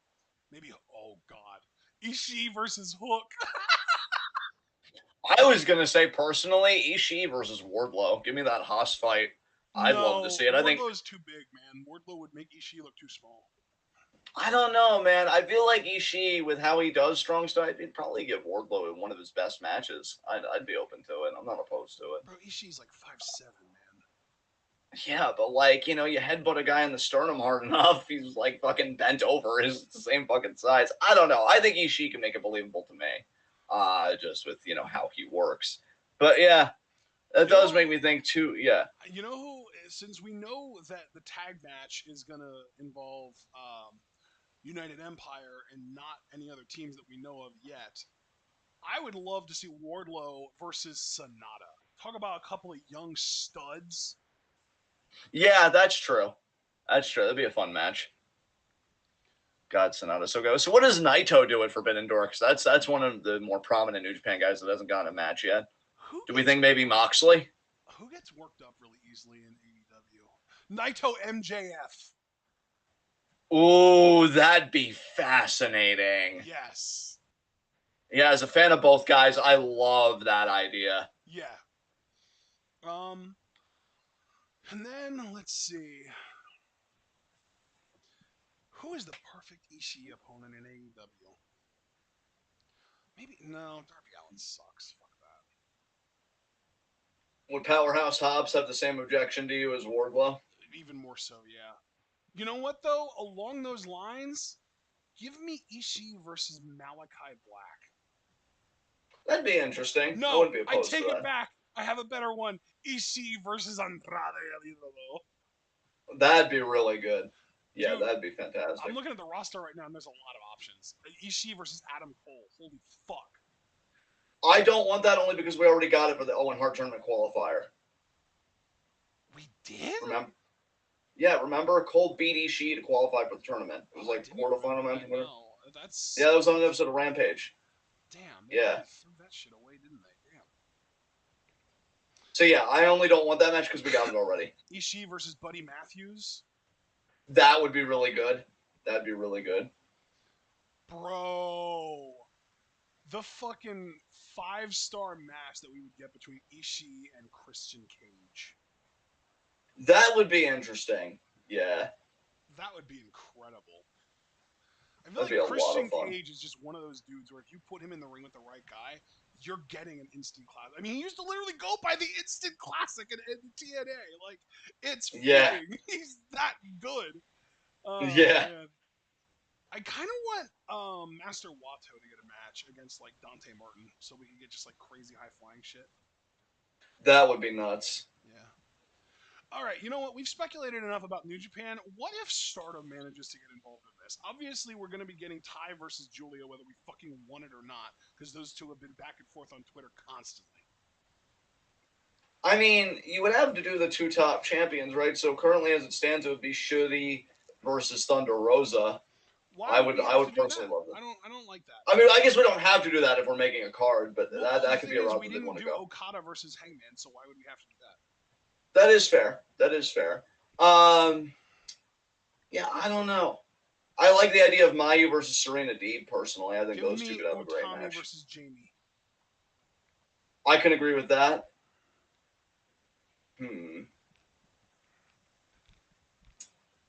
Shuri versus Mercedes Martinez. I'm not really feeling that one. Really? No, I'm not really feeling that one. Which half of it? Beg pardon? Which half of it are you not into? I'm just not into the whole thing. I don't really think that'd be much of a good match. You know what though? Interestingly, maybe Shuri versus Deonna Purrazzo because it's the two technicians going at it. I'm also thinking about like I'd want Starlight Kid on this card because she's one of the hotter acts, and Kamitani needs to be on a card. Like that's like her whole thing is being a part of big like things like that. Just based on Spotlight alone, it would almost have to be Kamitani versus Britt Baker. Yeah, God. Yeah. Kid versus Ruby Soho sounds perfect. Kid, there you go. Ruby, I think, is the perfect opponent for Kid. That I'll co-sign on to. Yeah. I don't think it's confirmed we're getting any Stardom people, Mark. It's just wishful thinking, but it might happen. Because it seems like, based on the fact that it's called Forbidden Door, and literally Ty and Julia have been going back and forth on Twitter for like 2 weeks now, 3 weeks. Yeah. That's really all it is. I don't know, man. AEW's women's roster is still pretty shallow, unfortunately. Yeah, definitely. All right. Let's move on to our next question. Rotten Butter question number 1.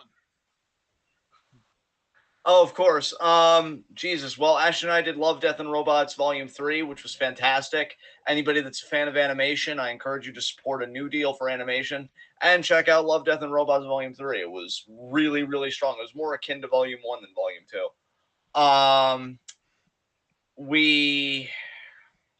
We did the Batman movie. I think that was this month. We've been keeping up with Barry Season 3, which, God, I fucking love that show so much, and I'm so happy that fourth season's confirmed. And in fact, bro, I didn't tell you this. I haven't confirmed this, but it's rumored that they don't just have Season 4 entirely written. He also apparently had a 5th season entirely written, too. So, like, Bill Hader knows where he wants to go with this fucking show. Like, that's insane. Personally, I feel like after 4 seasons, the show would be good. I don't know how you'll extend it to 5, but I'm here for the fucking ride. It's one of my favorite shows going right now. So we've been keeping up with that. We did a rewatch of Stranger Things because new season drops this Friday. That's going to be just insane, especially given the run times and the budget that this show has got.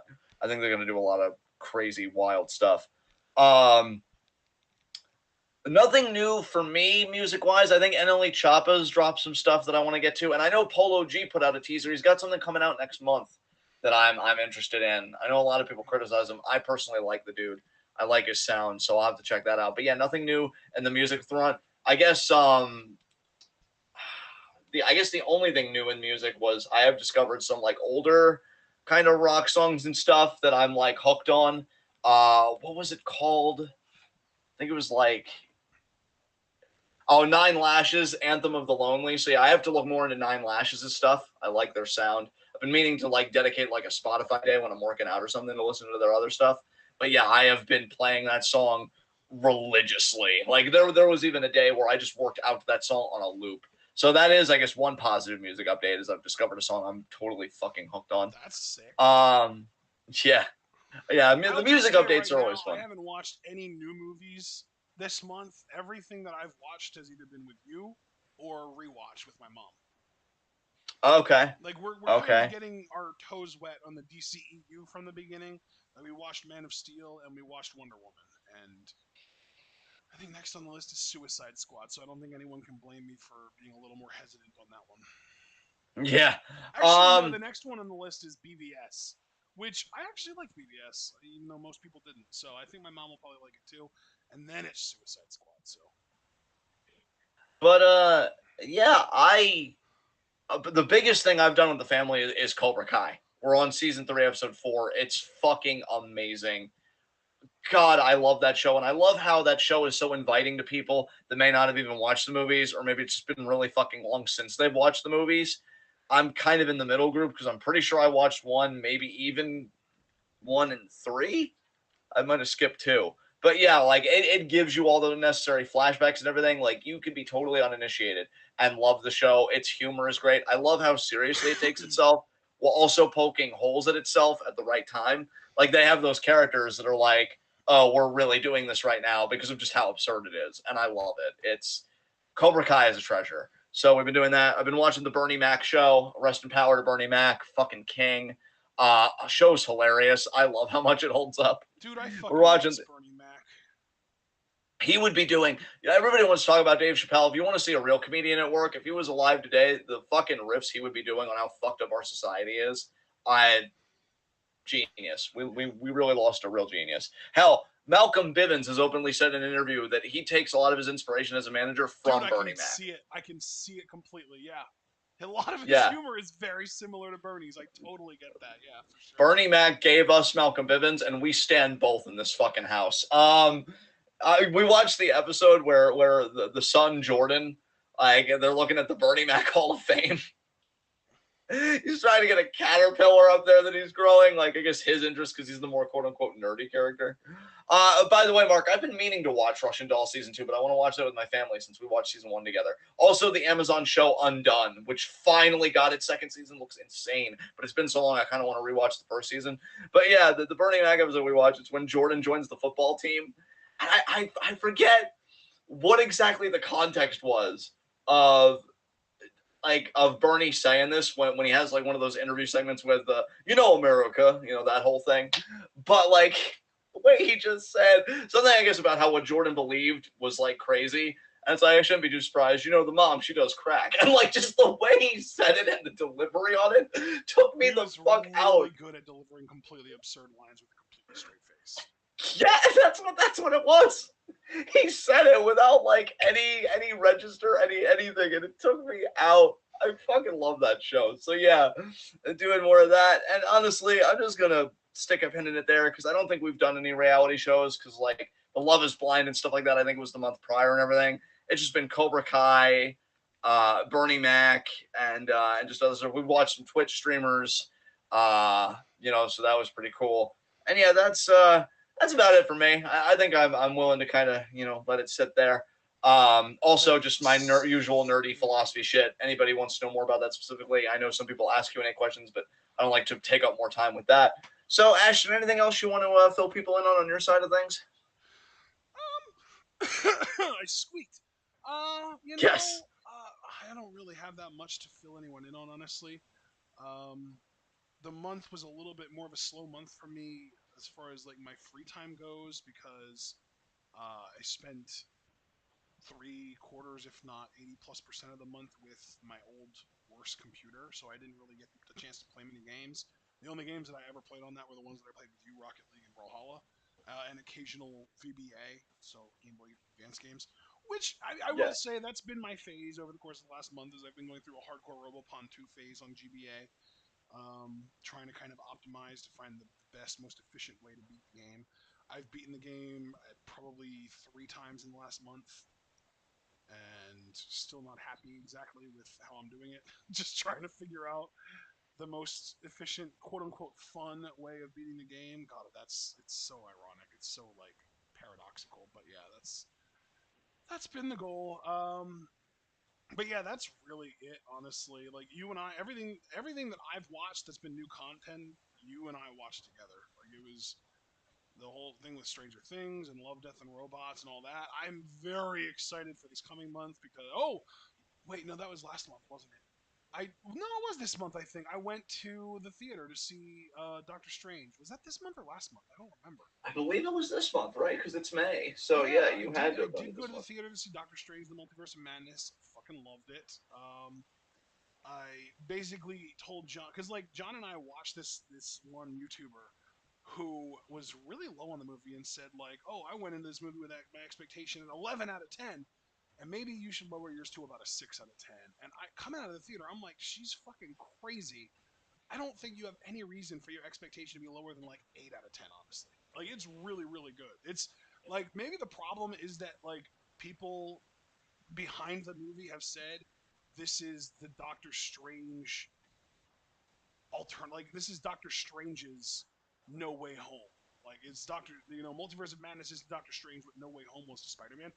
And that's not necessarily where I would go because there's so much history to pull on for the Spider-Man movies, whereas Doctor Strange really was not in the public eye until the MCU introduced Benedict Cumberbatch's portrayal of him. So I don't think it's really fair to say that a movie about a guy that people have only really been familiar with for like 8 years now can go like toe to toe or be in any way similar to a movie about a guy that's been in the public eye for like 30 or 20, 25 years or something like that. I think the first Spider-Man movie came out in like 1999. Like the 23 years it's absurd how long Spider-Man has been like prevalent in the public eye. You know what I mean? Yeah, absolutely, man. So, but it's still a really really good movie, really fun. And I think other than that, though, I'm planning on going to see Jurassic World Dominion when that comes out, which I think is in like a week or two. And there's just excuse me, a shit ton of new content coming out over the course of the next month and a half or so. Like we've got Stranger Things 4 dropping tomorrow, but then literally a week after we've got The Boys season 3 dropping. And then, shit, what else is there? Let me see if I can find it. Boys, there it is.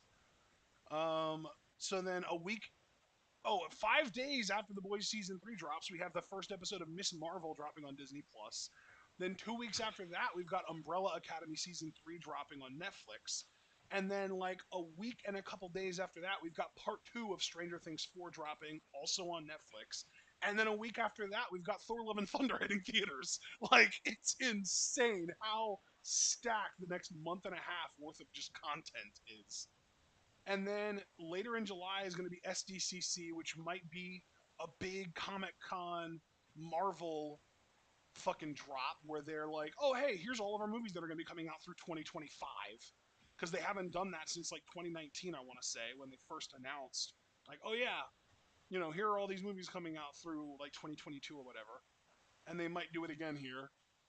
And yeah, I'm just really excited for it. There's a lot of stuff coming out. Really, most of it is in June, but like July, we've got Stranger Things 4 Part 2 and Thor: Love and Thunder, which I'm also like, very excited for those. But yeah, May was a relatively quiet month as far as new content goes. Obviously, like I said, we're gonna have Love, Death. We just did Love, Death, and Robots, and we've got Stranger Things dropping tomorrow. But Love, Death, and Robots was what it ended up being, John. 9 episodes. 9 episodes. Yes, that's It ended correct. up only being like 2.5 hours of content, so it's basically like the length of a movie these days. And like it was really really good, but it wasn't like, oh man, we've got so much content. Like we literally watched it in one night. It wasn't that big of a deal. Whereas Stranger Things 4 Part 1, literally just Part 1, just the part that's coming out tomorrow, is gonna be like let's see, 225. John, I need your help here. 225 plus 88, or no, 98 plus 98. 225 plus 98 would be 323. 323. So we're Yeah. looking at 5.5 hours of content dropping tomorrow. We're not going to be able to do that all in one night. There's no fucking way. No. So, and then yeah, The Boys season 3. Thankfully, with The Boys and Miss Marvel specifically, those are on streaming services that do it the right way, that do staggered releases, that don't drop everything all at once like Netflix does. The Boys season 3 will probably get 2 or 3 episodes on the day of, and then 1 episode a week after that until the season's over. And Miss Marvel will probably get 1 or 2 episodes the day of, and then 1 episode a week every week after until the season ends. Like, I love that shit. We need more of that. Netflix needs to learn from them. Netflix needs to adopt a fucking weekly release model.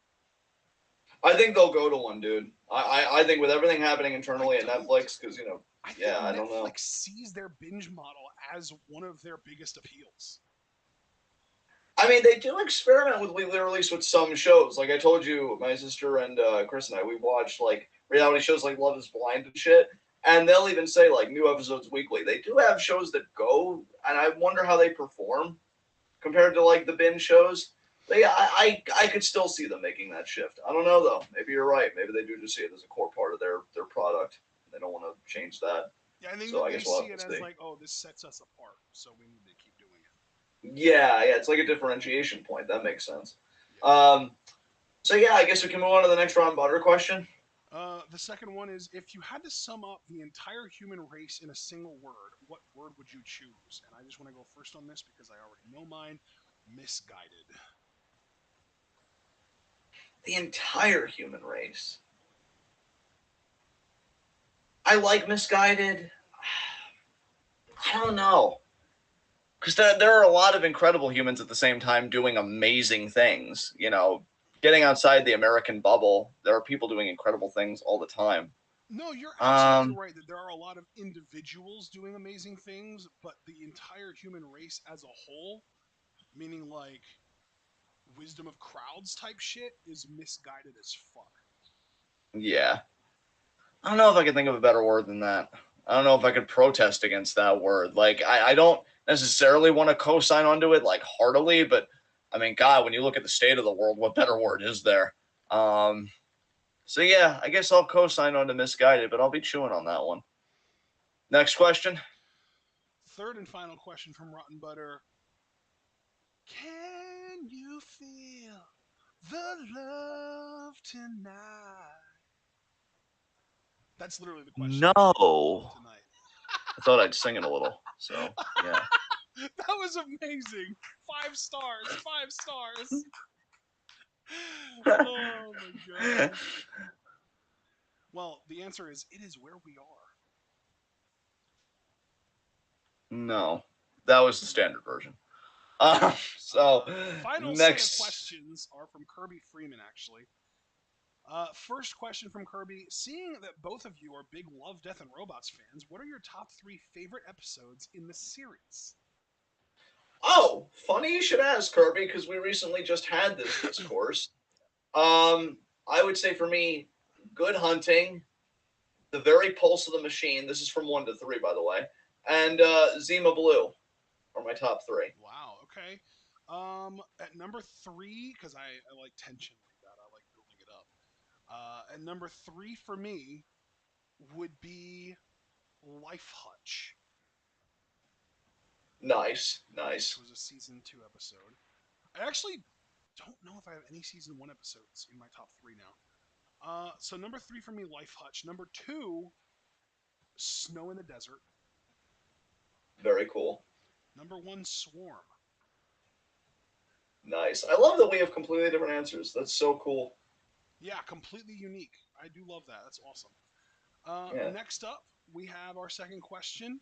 What childhood properties, other than Winnie the Pooh, could go for a more modern take in a different genre?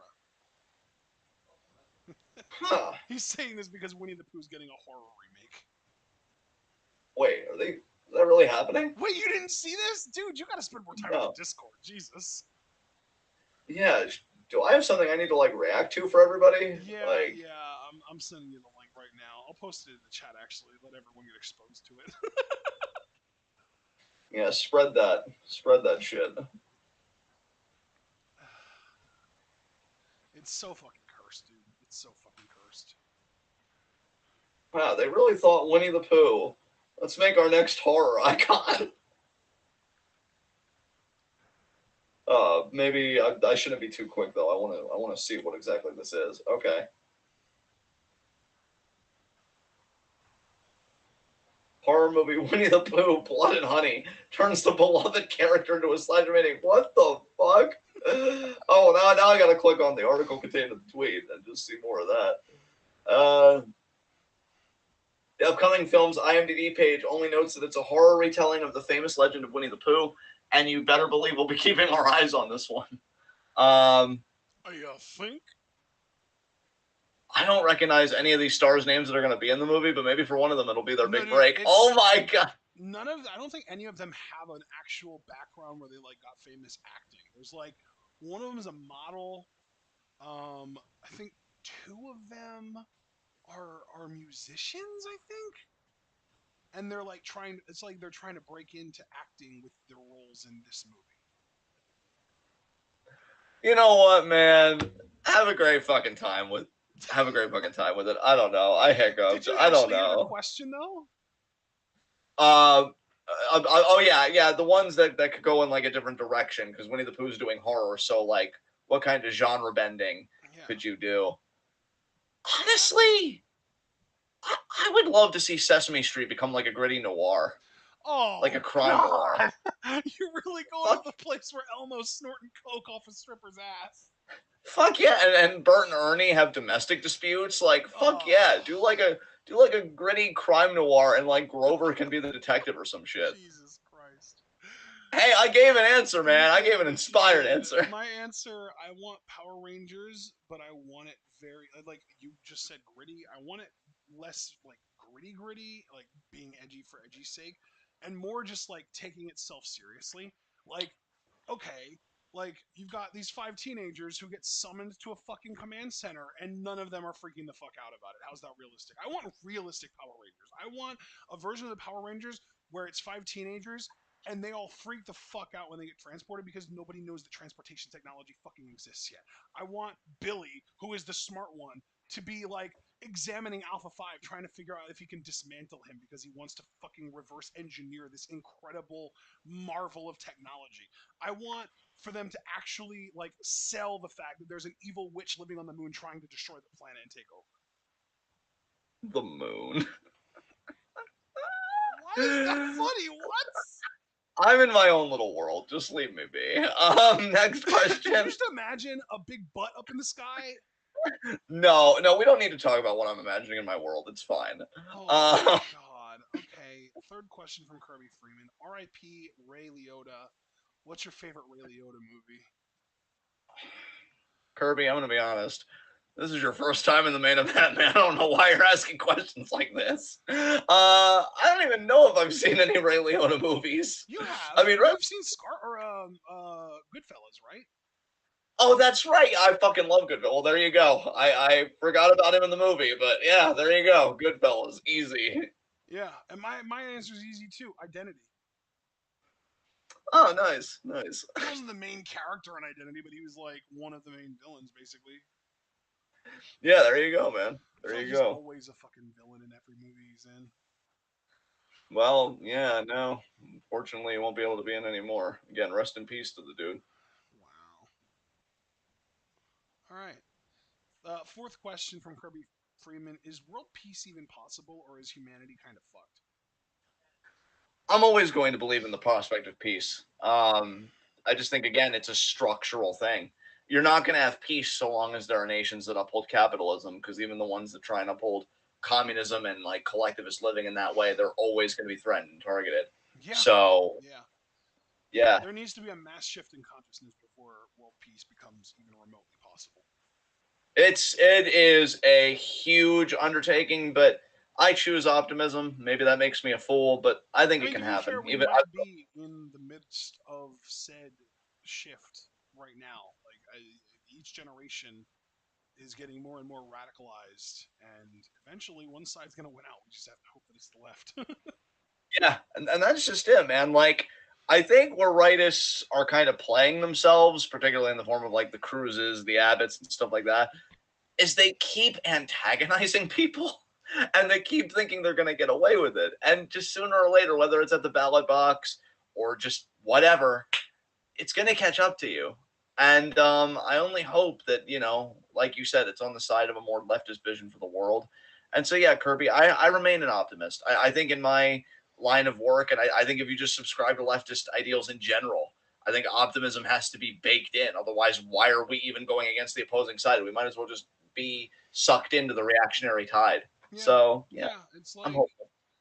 oh, things might feel hopeless, but like, look at the actual, what's the word, demographics of how certain issues are being voted on. Like, the younger you go, the more and more progressive people are. Like, I think one big step, obviously, the biggest step is getting money out of politics, but I think another big step would be lowering the voting age. Honestly, like Absolutely. anyone who's politically active enough to vote should be able to vote.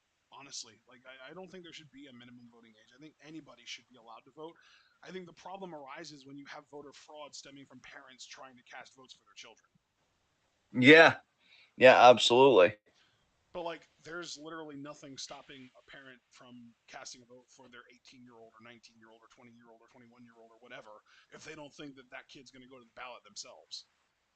Right, exactly. So Exactly. why And should we and stop yeah. kids under 18 from voting if having the cutoff doesn't prevent voter fraud in the first place?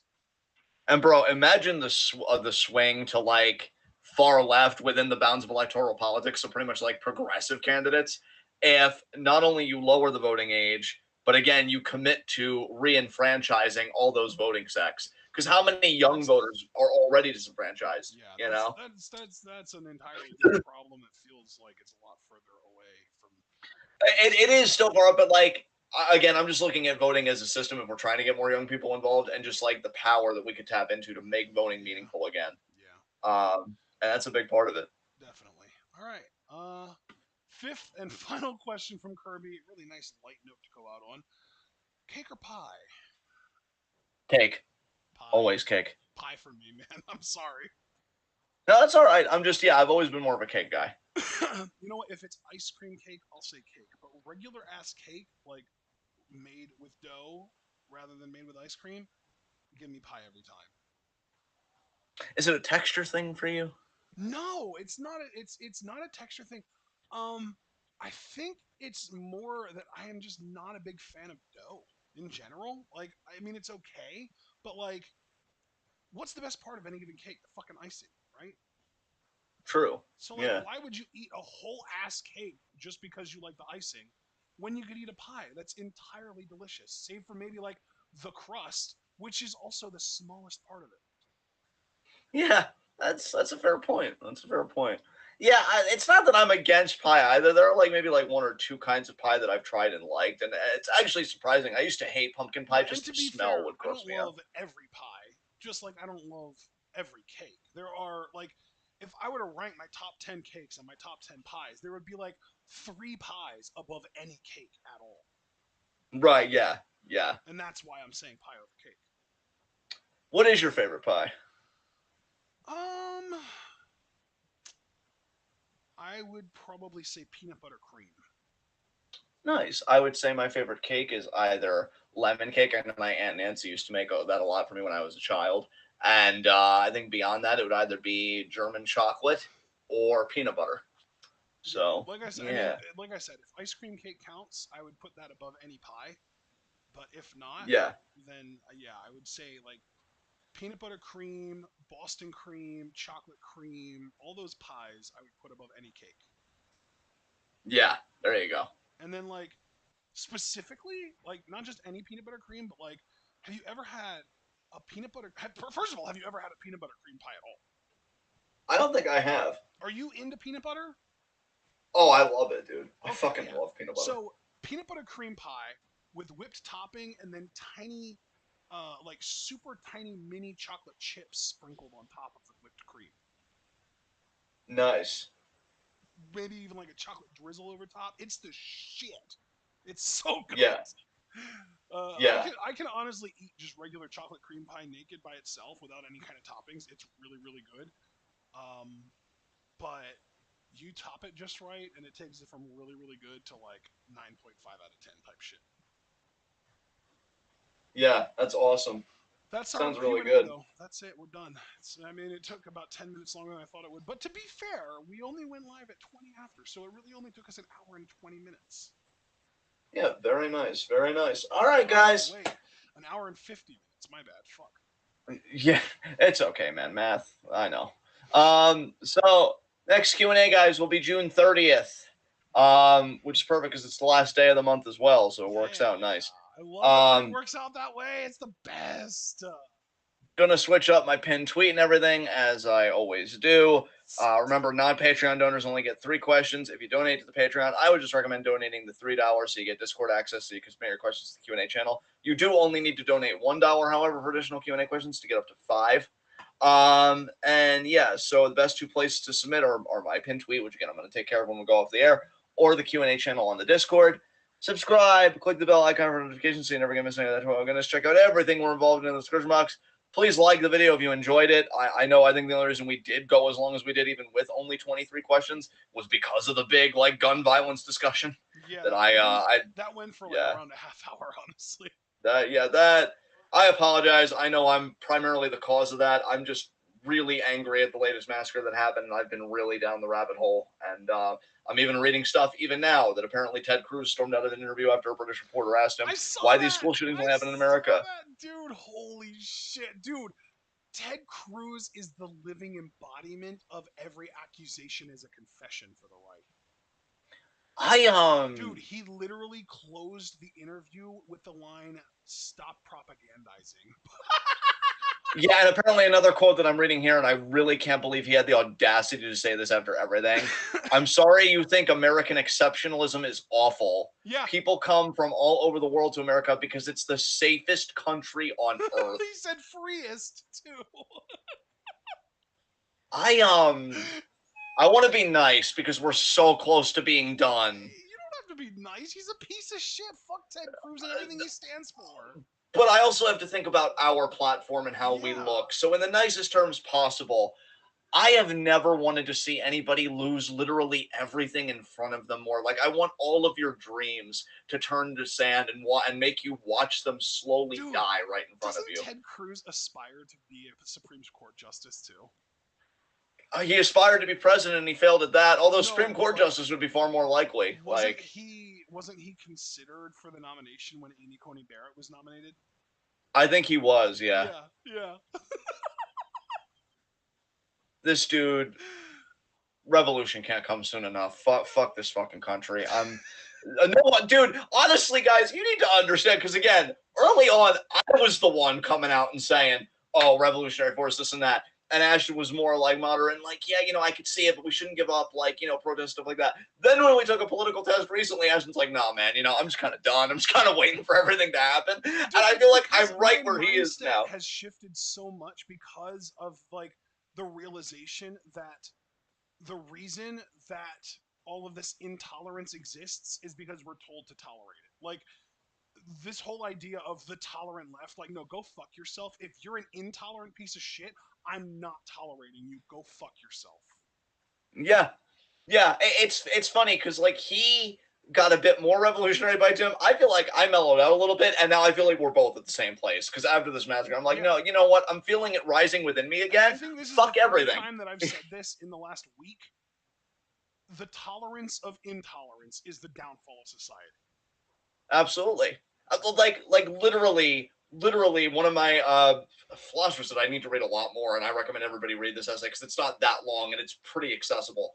It's Critique of Pure Tolerance, and they make the point because we've seen it throughout history. When you tolerate fucking right-wing ideas and right-wing, power grabs and this and that, like what happens is that they're going to use that power to intolerate everything that you should be like tolerate. It's just They never apply the same principle you give to them. And then they're just like, well, but free speech. Yeah, you don't want trans people to speak. They freak out when trans people are doing book readings to children. And yet they want to talk about their free speech. Like, fuck all the way off. I'm tired of you fucking people. And Ted Cruz, who has the most punchable face I think I've ever seen in my life.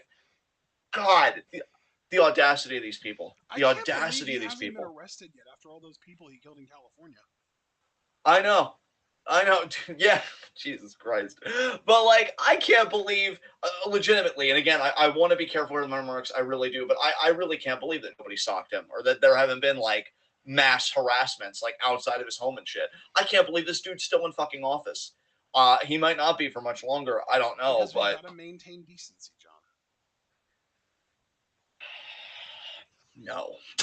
No, I'm not. No, no, I'm not doing it. We're getting the fuck out of here. I love you guys. Hey, on a serious note, I want to thank the people that have been advocating for us this week. I know Brandon Best sent out a couple tweets. Galatea was especially sweet, saying that, we welcome everybody. And in the face of this tragedy, if you're trans, if you're non-binary, if you're disabled, if you're black, we love you. We want to be better. We want to learn. We want to be that place for you guys to just enjoy life. Because I'll tell you, yes, life is political, but you need a respite from it. You need to be able to laugh, to enjoy things. That escapism, in a word. I don't necessarily like it because I think there are some negative connotations, but it's the best word that I can think of. You need that.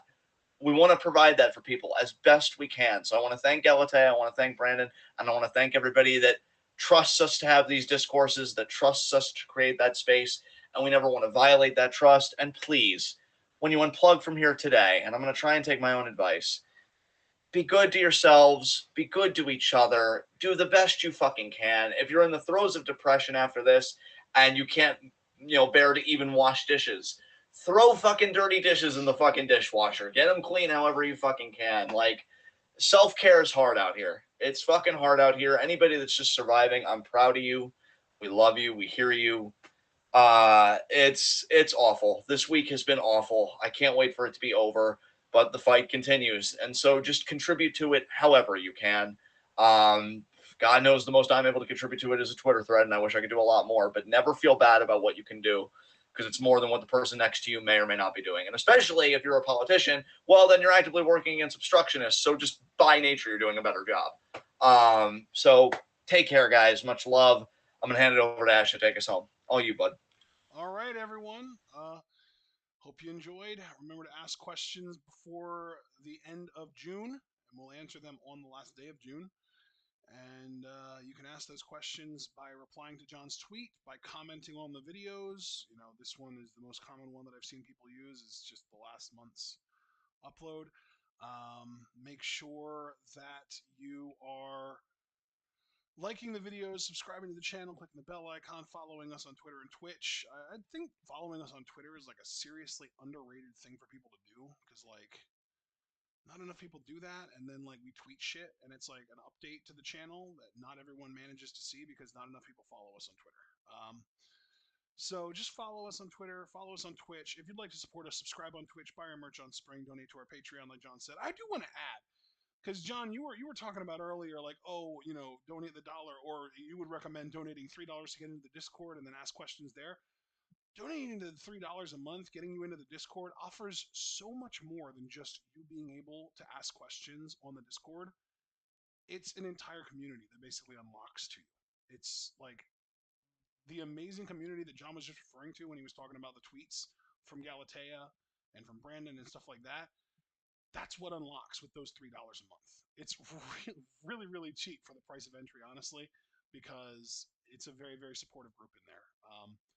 So yeah, please join the community.